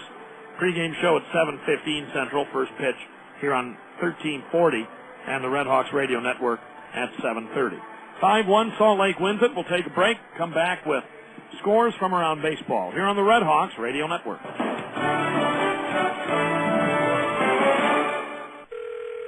Total Alarm Company, this is Todd. Yeah, hi. Can you guys handle pretty big jobs? How big are we talking? Well, super duper big, Todd. This is my dad's business. I just work here summers. Well, he is going to be so proud of you. You are about to lock in a deal to install a smoke alarm system in every single forest in America. Cool. Like the buildings there? The ranger places? No, the forest. I don't understand. Well, we are a group of concerned citizens, and we want to install alarm systems in the forest to alert the animals. You guys probably see the effects of people's lack of respect for fire all the time, right? Dad? Yeah. This is Claude. What can I do for you? Can you install a smoke alarm system in every forest in America? It's a joke. No, we just want to combat people's bad behavior and warn the animals when there's a fire. Only you can prevent wildfires. Brought to you by Smokey Bear, the U.S. Forest Service, your state forester, the Ad Council, and this station. Ooh, I'm home. This is your sofa speaker. I've been waiting for you all day. Wait, hold on. I am being sweet talked about a couch? That's right. Just sit down here on your comfy couch and don't move a muscle. Let's just sit and watch TV. Oh, I really shouldn't. Come in, let me give you some sugar. You still love chocolate, don't you? Back off, couch man. Dorothy? I'm tired of what you're doing to my friend. Ayana, don't let him sweet talk you. But baby... That's enough from you. Let's go window shopping, girl. Like maybe for a new couch. When temptation is calling, call on your sisters to provide you with the motivation and love you need. Eat right, get active, and reduce your risk of cancer, diabetes, heart disease, and stroke. Go for success with the power of sisterhood. For more information, go to everydaychoices.org. Brought to you by the American Cancer Society, the American Diabetes Association, the American Heart Association, the Ad Council, and this station.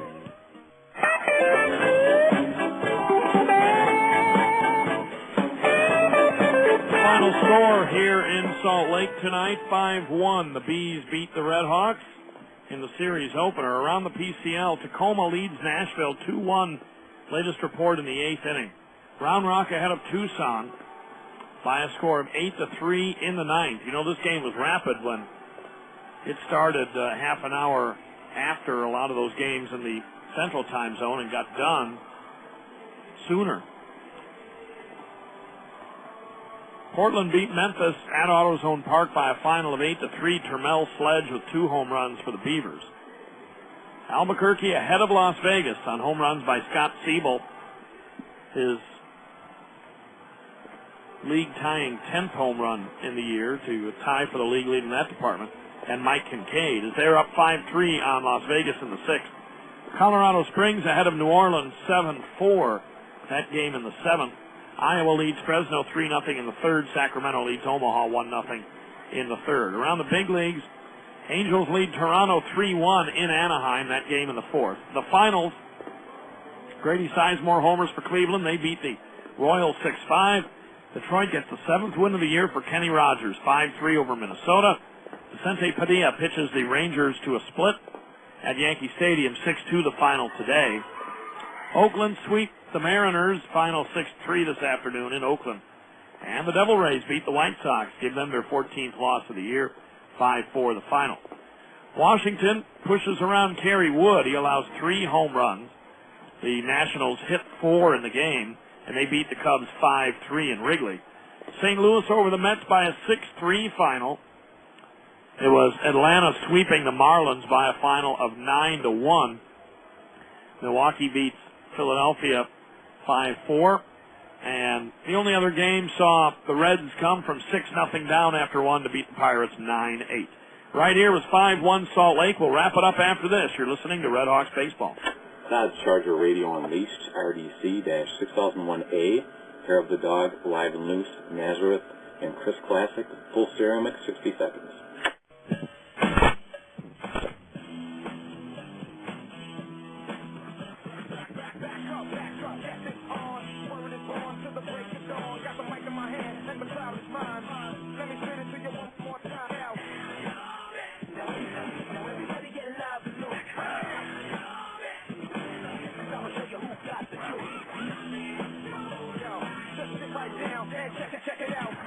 Celebrate the unleashing of the Dodge Charger. Go to Dodge.com/Charger and find out how you can download the track you're hearing and everything else you need to know about the 2006 Dodge Charger. You can unleash one for about $23K.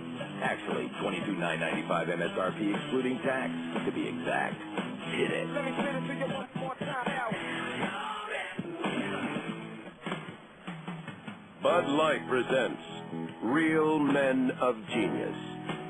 Real men of genius. Today we salute you, Mr. Tiny Dog Clothing Manufacturer. Mr. Tiny Dog Clothing Manufacturer. Great men ask the tough questions. Where did we come from? What is gravity? How do you help a schnauzer through a fashion crisis? Mention fashion. You see no irony in designing a thick fur coat for an animal born with a thick fur coat. It's warm in here. A dog licking himself? Disgusting. A dog licking himself in an Argyle sweater? Adorable. So crack open an ice cold Bud Light, oh purveyor of the pooch. They may be just dumb animals, but thanks to you, they'll always be smartly dressed. Mr. Tiny Dog Clothing Manufacturer. Bud Light Beer, Anheuser-Busch, Houston, Texas.